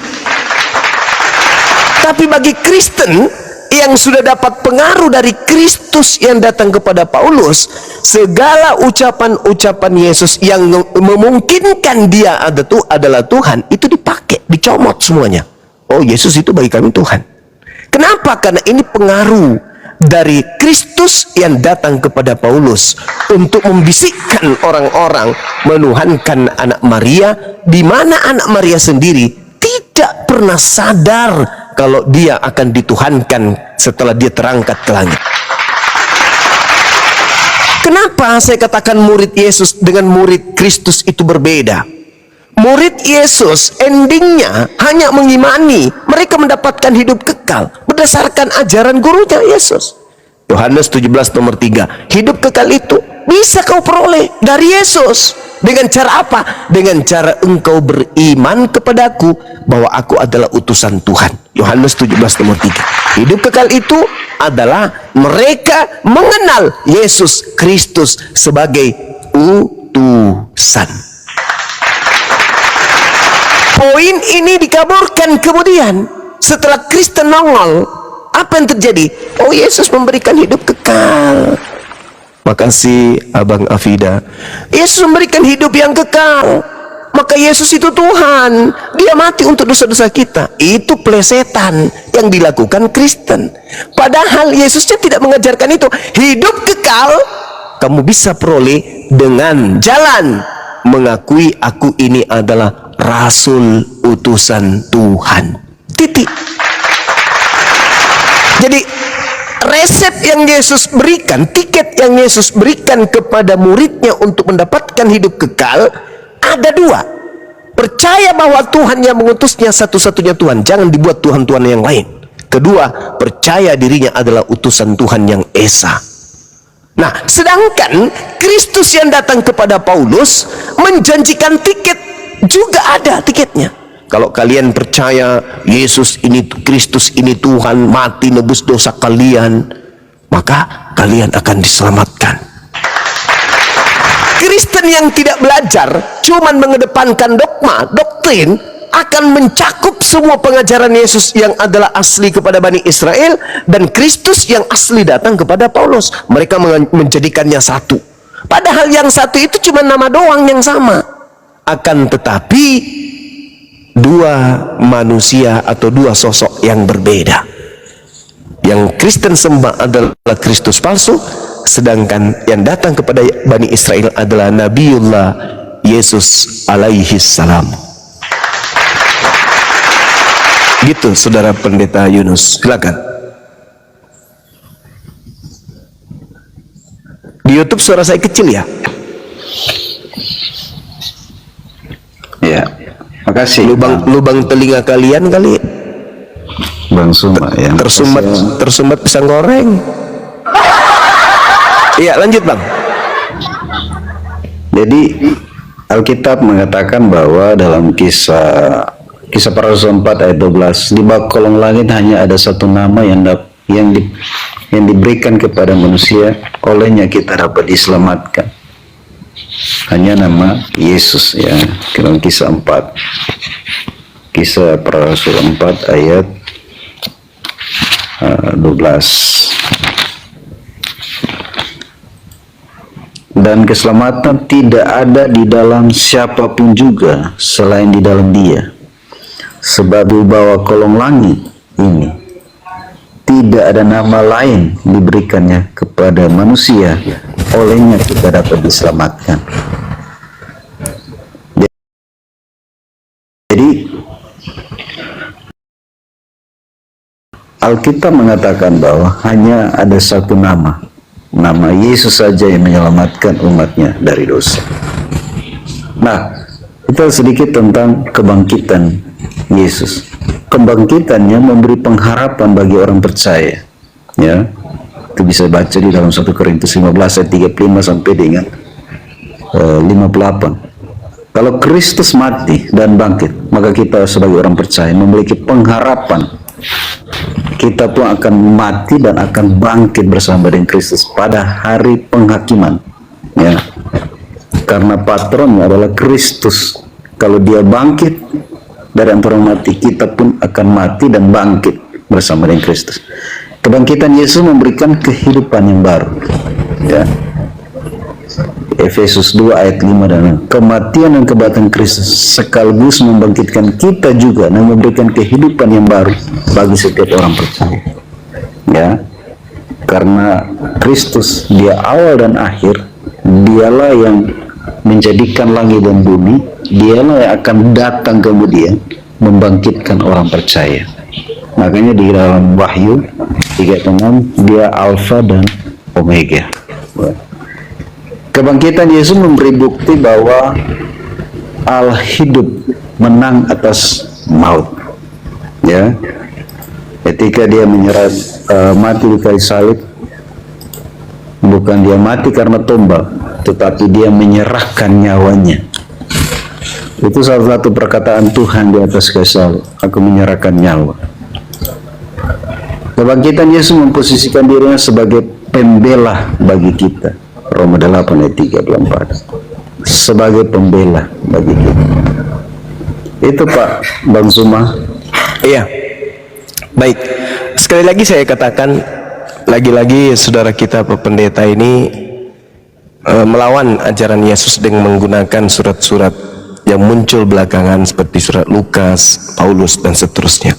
Ada satu hal yang menarik di dalam 1 Yohanes 5 nomor 19. Kita tahu bahwa kita berasal dari Allah dan seluruh dunia berada di bawah kuasa iblis. Saya ulang lagi. Seluruh dunia berada di bawah kuasa iblis. Ada makhluk yang keluar dari kubur, kepadaku telah diberi kuasa. Kuasa yang ada di bumi, kuasa yang ada di dunia. Siapa yang memberikan kuasa? Penguasa dunia. Siapa penguasa dunia itu? Iblis. Jadi sekali lagi saya katakan kepada saudara bahwasanya yang keluar dari kubur, yang datang kepada Paulus itu iblis. Kepada aku telah diberi kuasa. Sedangkan di dalam kitab yang Anda genggam, yang memegang kuasa dunia ini itu iblis. Iblis yang memegang kunci kerajaan maut. Iblis yang memegang kemudian kuasa di dunia ini. Makanya Yesus berkata di dalam kitab yang Anda imani, apa kata Yesus? Aku tidak banyak lagi aku berkata denganmu, sebab penguasa dunia ini datang. Penguasa dunia yang dimaksud di situ siapa? Iblis. Iblis datang dan iblis ini sedikit pun tidak berkuasa atas diriku.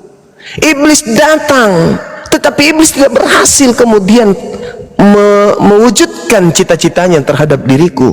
Misalnya membunuh Yesus, menyalib Yesus, tidak berhasil iblis itu.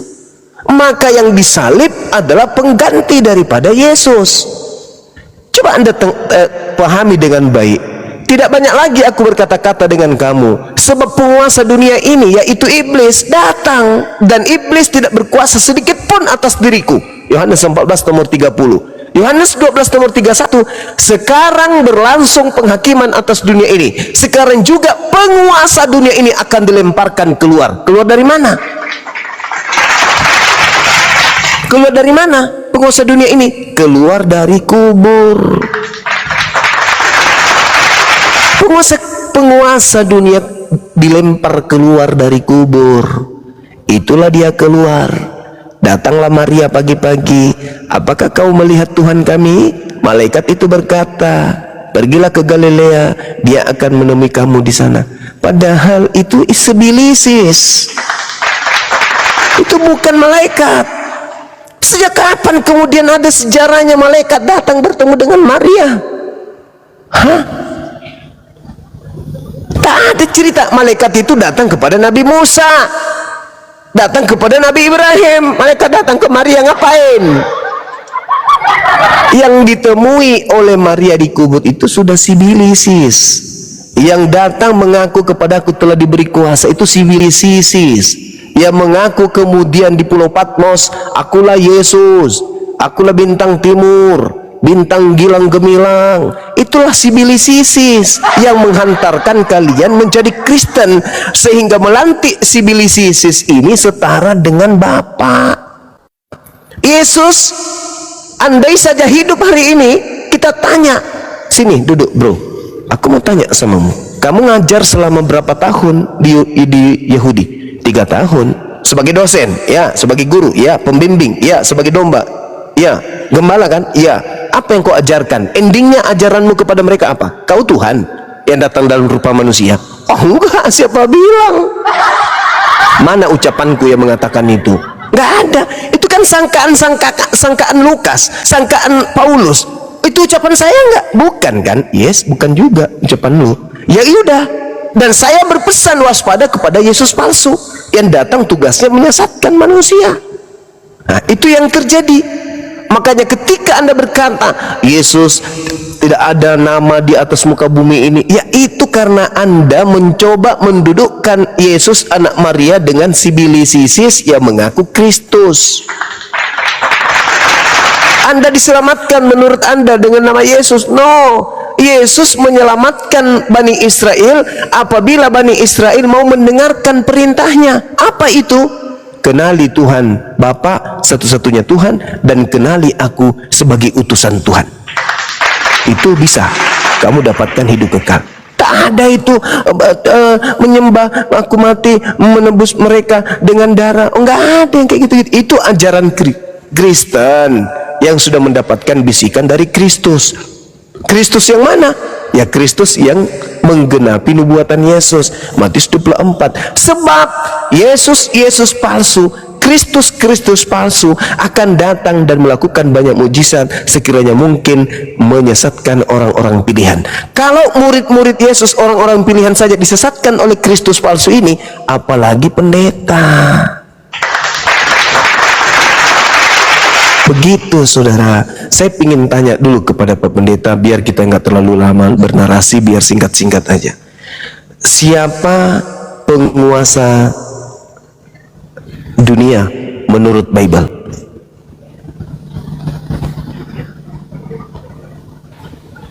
Ya. Matius 28 ayat 18 mengatakan segala kuasa. Ya. Pertanyaan saya, Bang, siapa penguasa bumi, penguasa dunia ini menurut Bible? Yesus.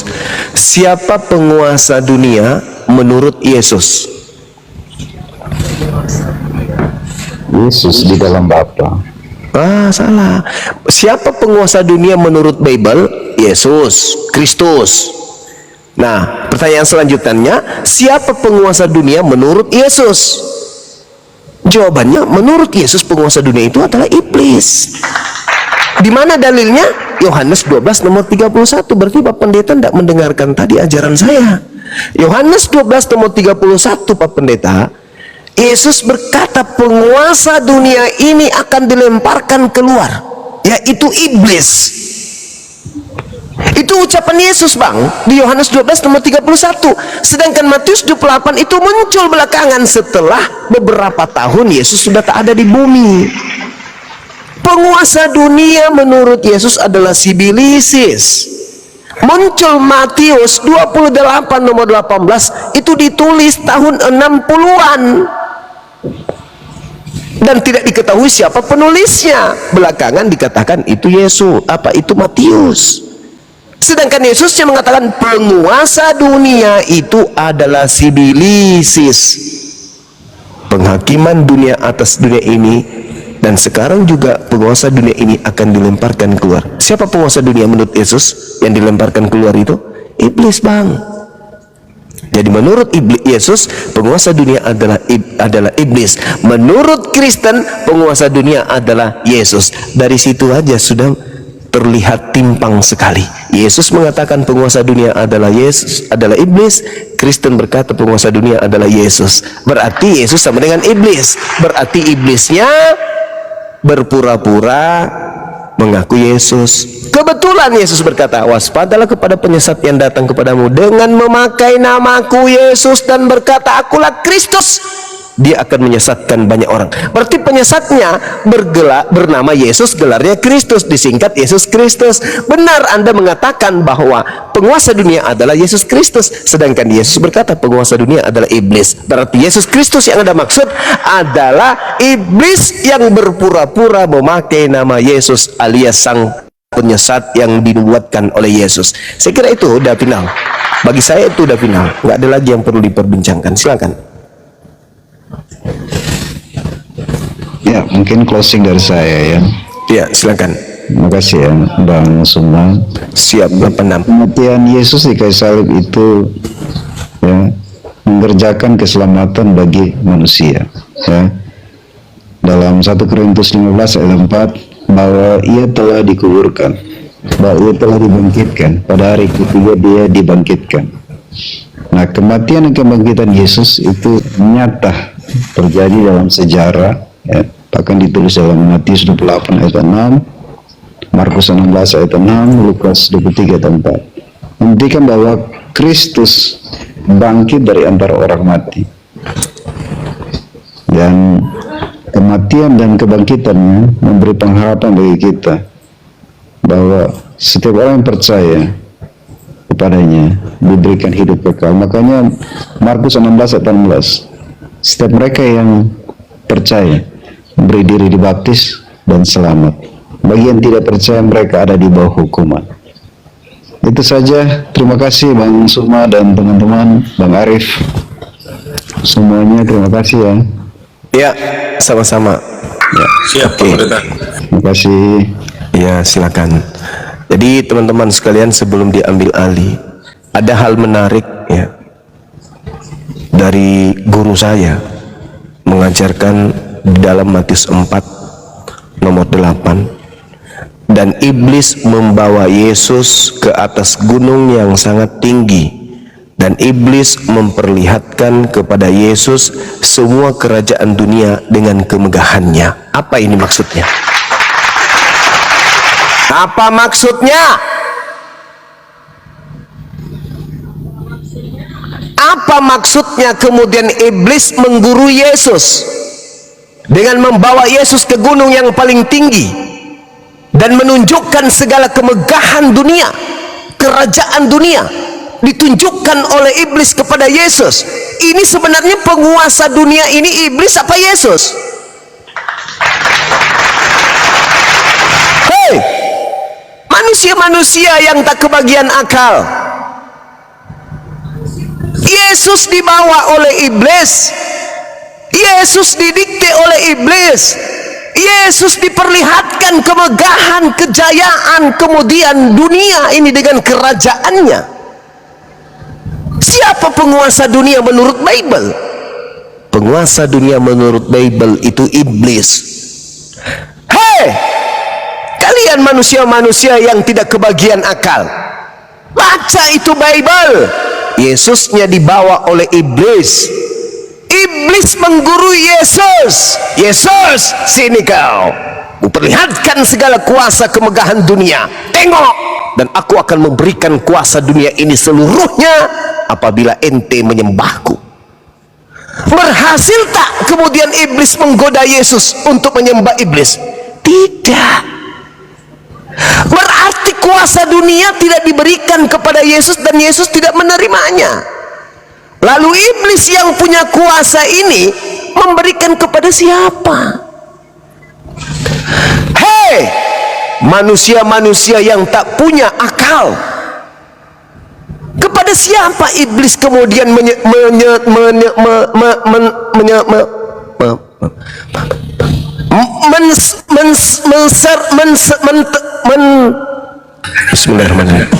menseraterimahkan? Kepada siapa kemudian iblis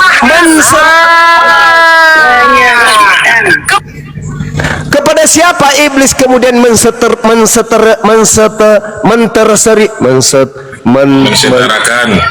salah.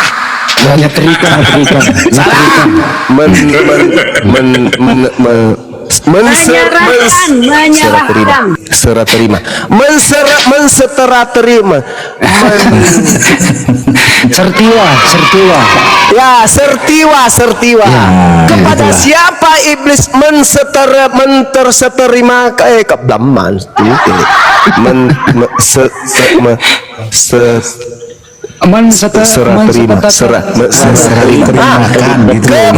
siapa iblis menserah terima? Kan begitu aja sulit. Wah, iblis lu pegang mulut gue.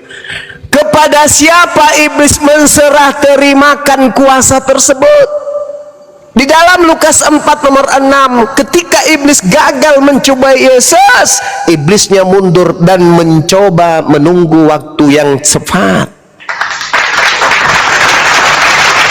Yesus dibawa loh, diangkat ke gunung yang tertinggi, diperlihatkan segala kemegahan dan kuasa dunia. Berarti iblis ini sok hebat kali memang, sehingga ketika kemudian dia ingin Yesus menuhankan dirinya, gagal. Iblis mencari kesempatan yang baik. Lukas 4 nomor 13. Iblis mundur dari Yesus dan menunggu waktu yang baik. Mana waktu baik itu? Ketika dia merasuki Yudas. Apa kata Yesus di dalam Yohanes 6 nomor 70? Aku yang memilih, engkau yang 12. Satu di antaramu adalah iblis. Berarti satu di antaramu adalah penguasa dunia. Betul? Betul. Satu di antara murid Yesus itu adalah penguasa dunia. Siapa dia? Jawabannya Yohanes 6 nomor 70, Yudas Iskariot. Jelas sampai di sini? Jelas. Oke, jelas ya?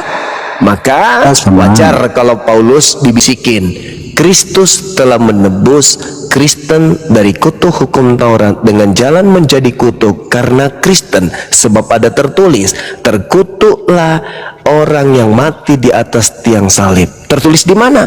Di dalam Ulangan 21 nomor 23.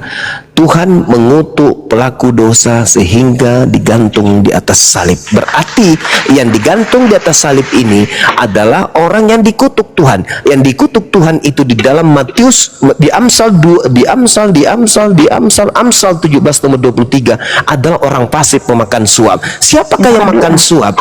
Antara Yudas dengan Yesus. Yudas Iskariot. Yang dikutuk oleh Tuhan siapa? Yang pemakan suap, Yudas Iskariot.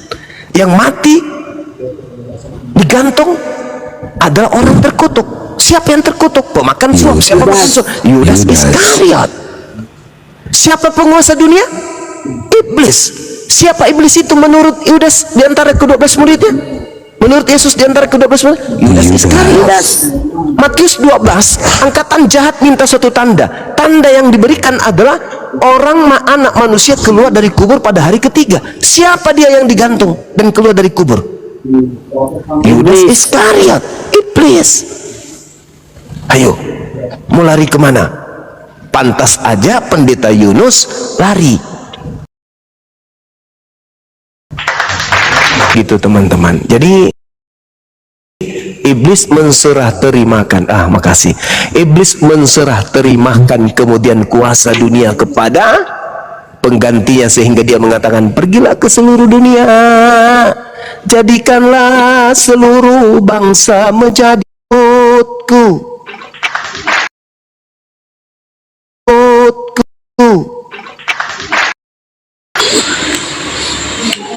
Masya Allah.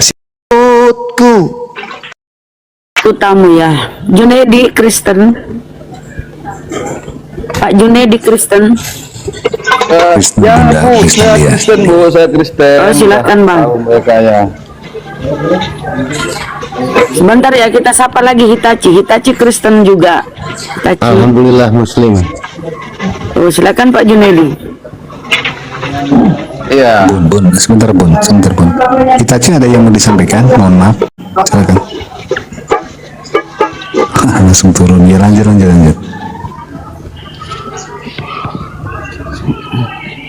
Ini kita sisa dua ya.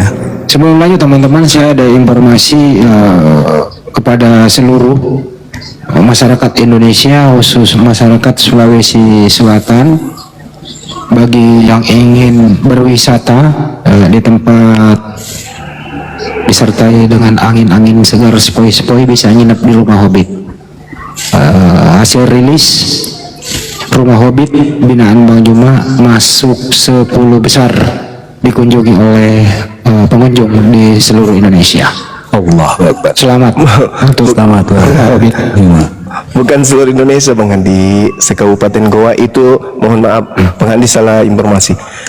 Itu dari itu dari Dinas Pariwisata Kabupaten Goa Bang Handi. Yang lebay-lebay dikit nggak apa-apa Bang. Ayo boleh sih ke tetangga kita ya kan ya. Iya boleh.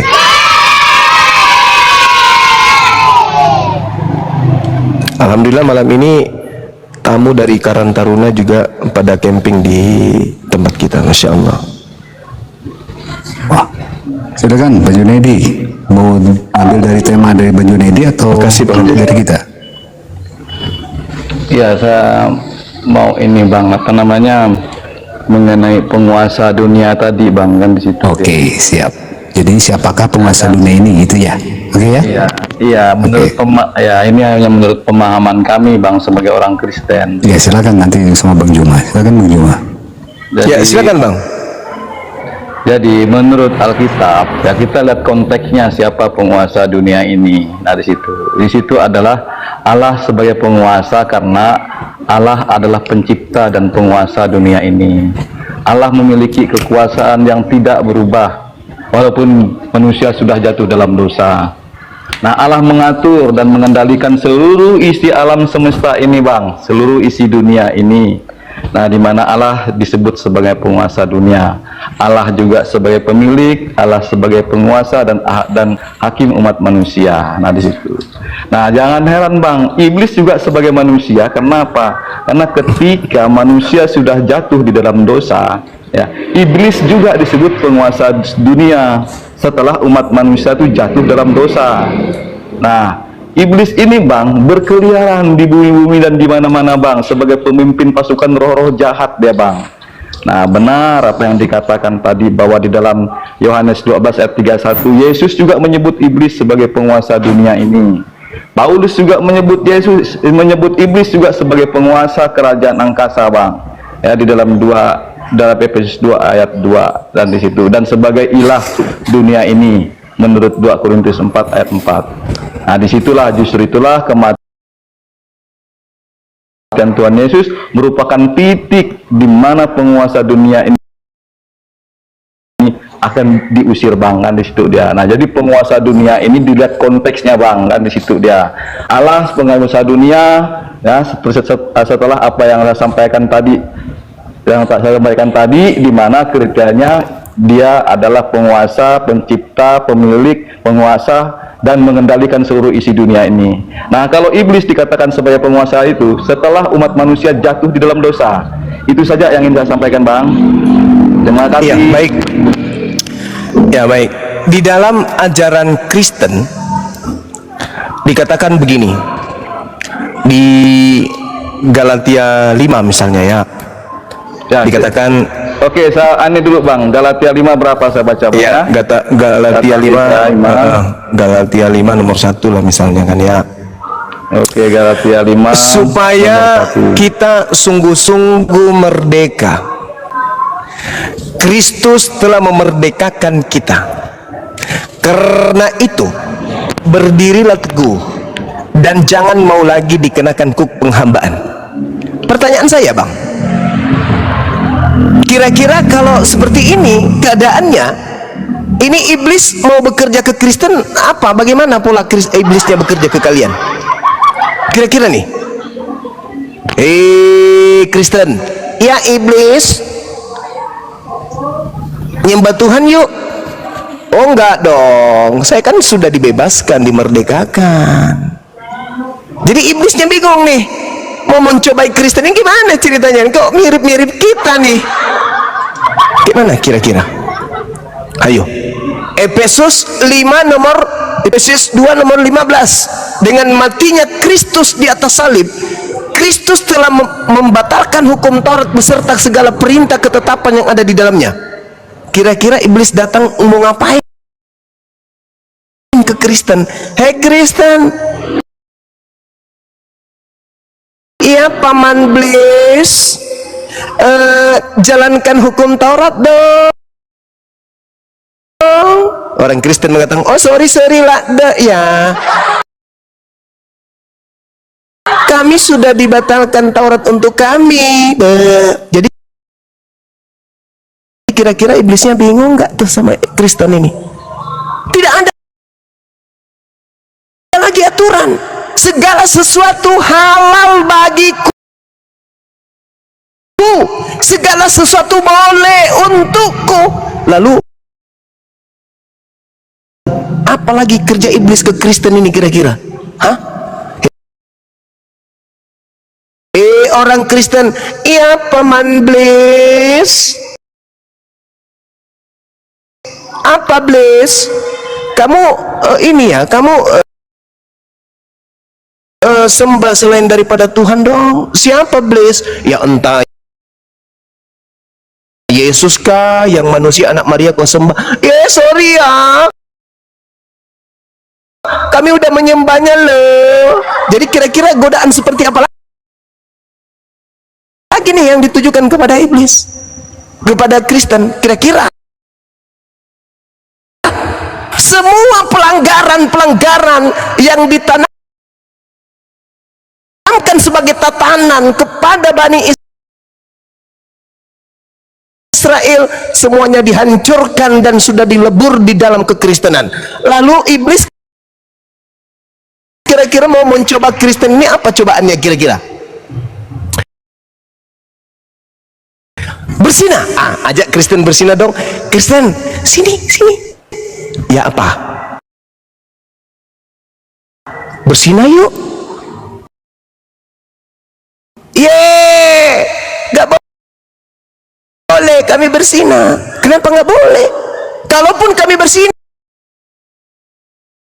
yang nggak ada dosa bagi kami. Kenapa? Lu baca di dalam Yohanes 2 nomor 1. Masa sih? Apa bunyinya di sana? Dia dikatakan begini, anak-anakku, hal-hal ini kutuliskan kepadamu supaya kamu jangan berbuat dosa. Akan tetapi jika seorang berbuat dosa, kita mempunyai seorang pengantara pada Bapa, yaitu Kristus yang adil. Jadi iblisnya bingung. Aku mau menggodanya supaya berzina, ada Yesus yang menebusnya. Aku ingin menggodanya supaya mereka merampok. Percuma aja. Setiap dosa yang mereka lakukan sudah ada yang mendamaikan dosanya. Jadi iblis pensiun untuk Kristen. Mau apa lagi? Disuruh mencuri percuma, disuruh berzina percuma. Mereka mau berzina setiap hari pun percuma, ada pendamai dosa buat mereka. Iblis kemudian mengikat mereka dengan ikatan yang kuat. Mereka diikat dengan tipu daya muslihat. Tapi kalau di Islam, berzina yuk, sorry lah takrabu zina, nggak boleh, sorry ya. Diajak mencuri, nggak boleh, dilarang oleh Allah. Semuanya dilarang. Menyembah kepada manusia, menyembah kepada siapapun dilarang, kecuali hanya menyembah kepada Allah. Iblisnya susah payah menjebol pertahanan Islam. Tapi kalau di Kristen, pertahanan yang mana yang mau dijebol? Gak ada lagi. Makanya Al-Quran mengatakan, wa ikhwanuhum yamudunahum fil ghayyi thumma la yuqsirun. Saudara iblis itu si kafir. Si kafir ini membantu si iblis untuk durhaka kepada Tuhan. Jadi Anda boleh berbangga menjadi seorang Kristen. Kenapa? Anda tidak lagi dicobai oleh iblis. Amit-amit, ngapain iblis cobain lagi orang temannya? Ayo, Tuhan mengatakan sunatkan dirimu. Si Bilisis mengatakan, tunggu. Kalau kau sunatkan si Uco, Yesus Kristus tidak berguna bagimu. Ayo, pilih mana? Oh iya ya, jadi kami nggak usah sunat. Nggak usah. Iblis pensiun. Lagi-lagi tidak bisa menggoda di situ. Ini bang, pertahanannya bang, pertahanan Anda itu nggak ada. Ngapain Anda bertahan? Makanya Anda beribadah, Anda sembahyang atau apapun itu namanya, suka-suka Anda. Tidak ada perintah Tuhan. Nyembah Yesus ada nggak perintahnya? Nggak ada. Disko hari Minggu ada nggak perintahnya? Tak ada. Semua yang Anda lakukan dalam hal keagamaan Anda, tak ada perintahnya dari Tuhan. Tak ada. Jadi satu-satunya agama yang paling enak dan paling nikmat ukuran dunia, ukuran jasad manusia, agama aliteng. Segala makanan yang diharamkan boleh dimakan, segala sesuatu halal baginya. Bahkan apapun yang mereka masukkan ke dalam mulut itu tidak dosa. Mau apapun itu dalam agama saudara. Jadi Kristen ini nggak bisa lagi seibarat kuman. Kuman itu tidak pernah kena penyakit flu.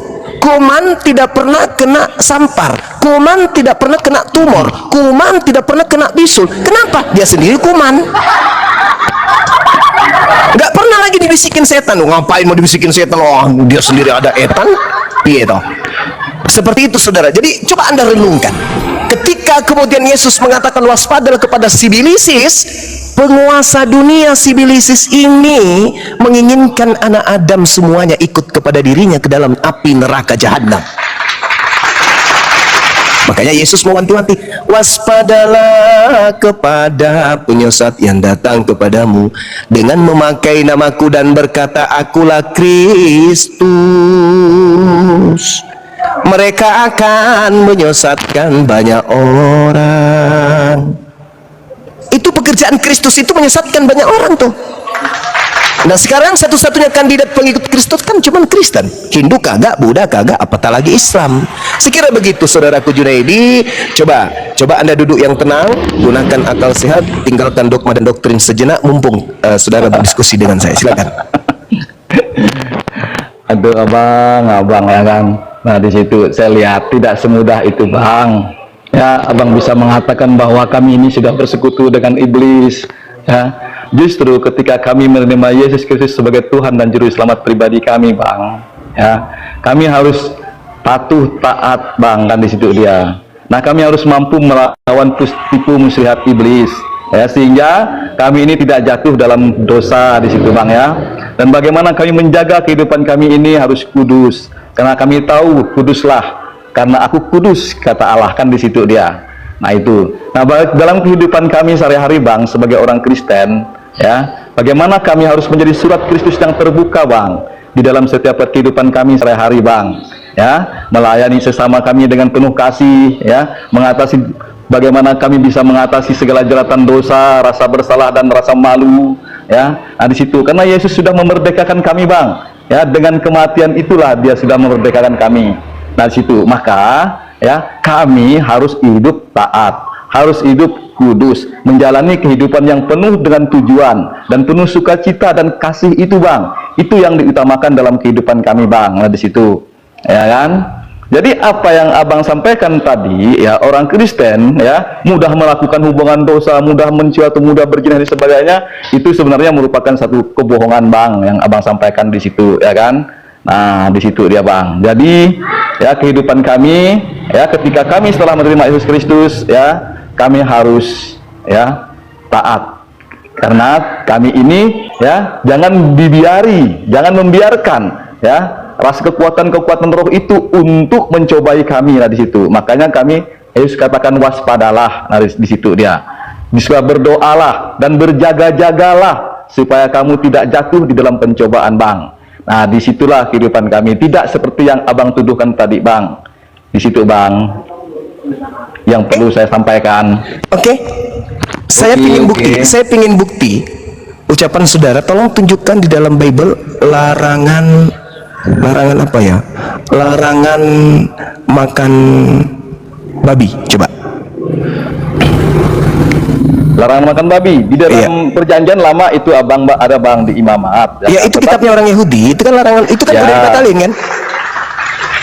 Iya. Ada yang dibatalkan bang dalam perjanjian. Makanya ketika yang saya minta untuk Kristen kan Anda mengatakan tadi, maaf nih, Anda mengatakan bahwa Kristen harus hidup kudus. Sedangkan di dalam Matius 24 nasihat Yesus, jadi apabila kamu melihat pembinasa keji berdiri di tempat yang kudus, pembinasa keji berdiri di tempat yang kudus. Artinya apa? Pembinasa keji ini seakan-akan dia kudus, berdiri di tempat kudus, tapi itu hanyalah kamuflase. Nah, untuk membuktikan itu, sekarang Anda tunjukkan kepada saya perintah dari Tuhan untuk jangan bersunat. Ayo, dari Tuhan yang saya minta. Silakan. Bang, ya kan? Perintah sunat itu kan untuk orang Yahudi. Iya, yang saya minta. Tidak ada perintah di dalam perjanjian baru itu untuk kami bersunat, bang. Ya, tidak ada. Tapi ada nggak perintah untuk jangan bersunat? Ya. Dan tidak ada juga perintah untuk jangan bersunat, tidak ada juga. Dan tidak ada juga memerintahkan supaya kami bersunat. Galatia 5 nomor 2. Di situ dia, ya kan? Nah, Galatia 5. Oke, saya baca dulu bang ya ayatnya. Ya.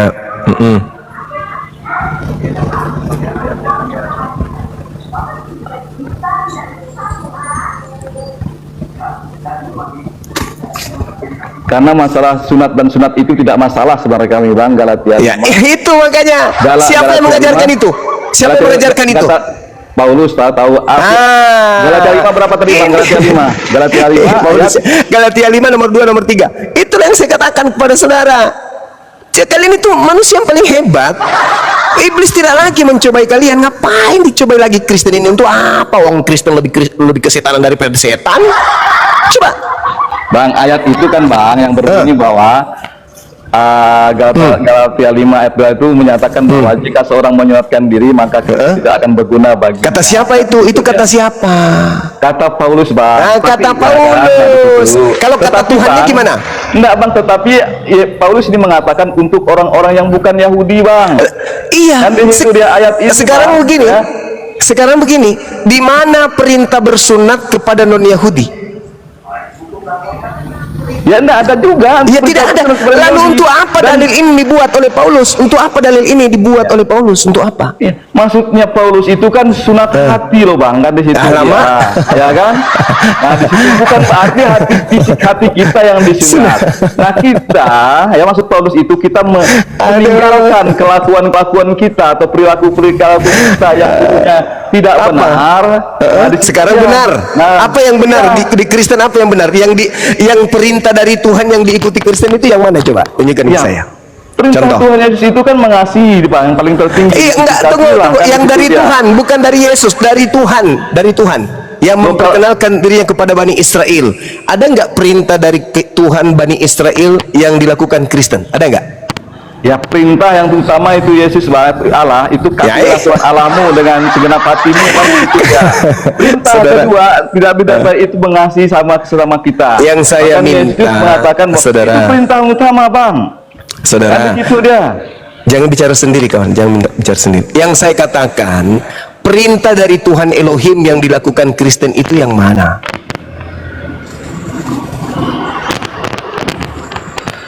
Kasih bang, itu intinya bang. Di mana perintah kasih kepada Kristen dari Elohim? Ya itu tadi Yesus mengatakan kasih Tuhan Allah. Dari Elohim bang, dari Elohim yang saya minta, bukan dari Kristus, dari Elohim.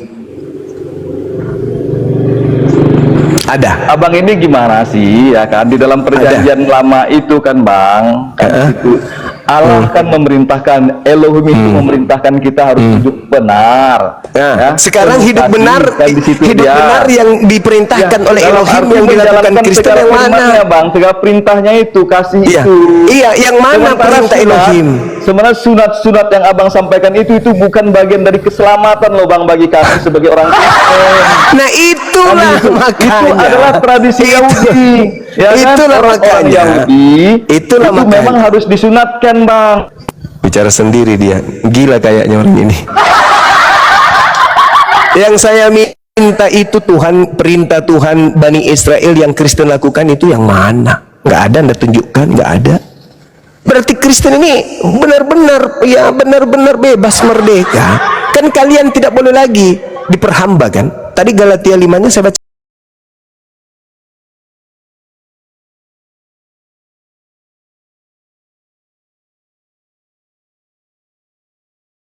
Galatia 5-nya saya bacakan.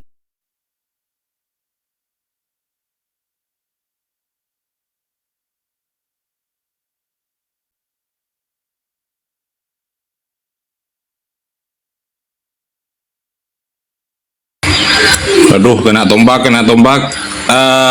Galatia 5-nya saya bacakan.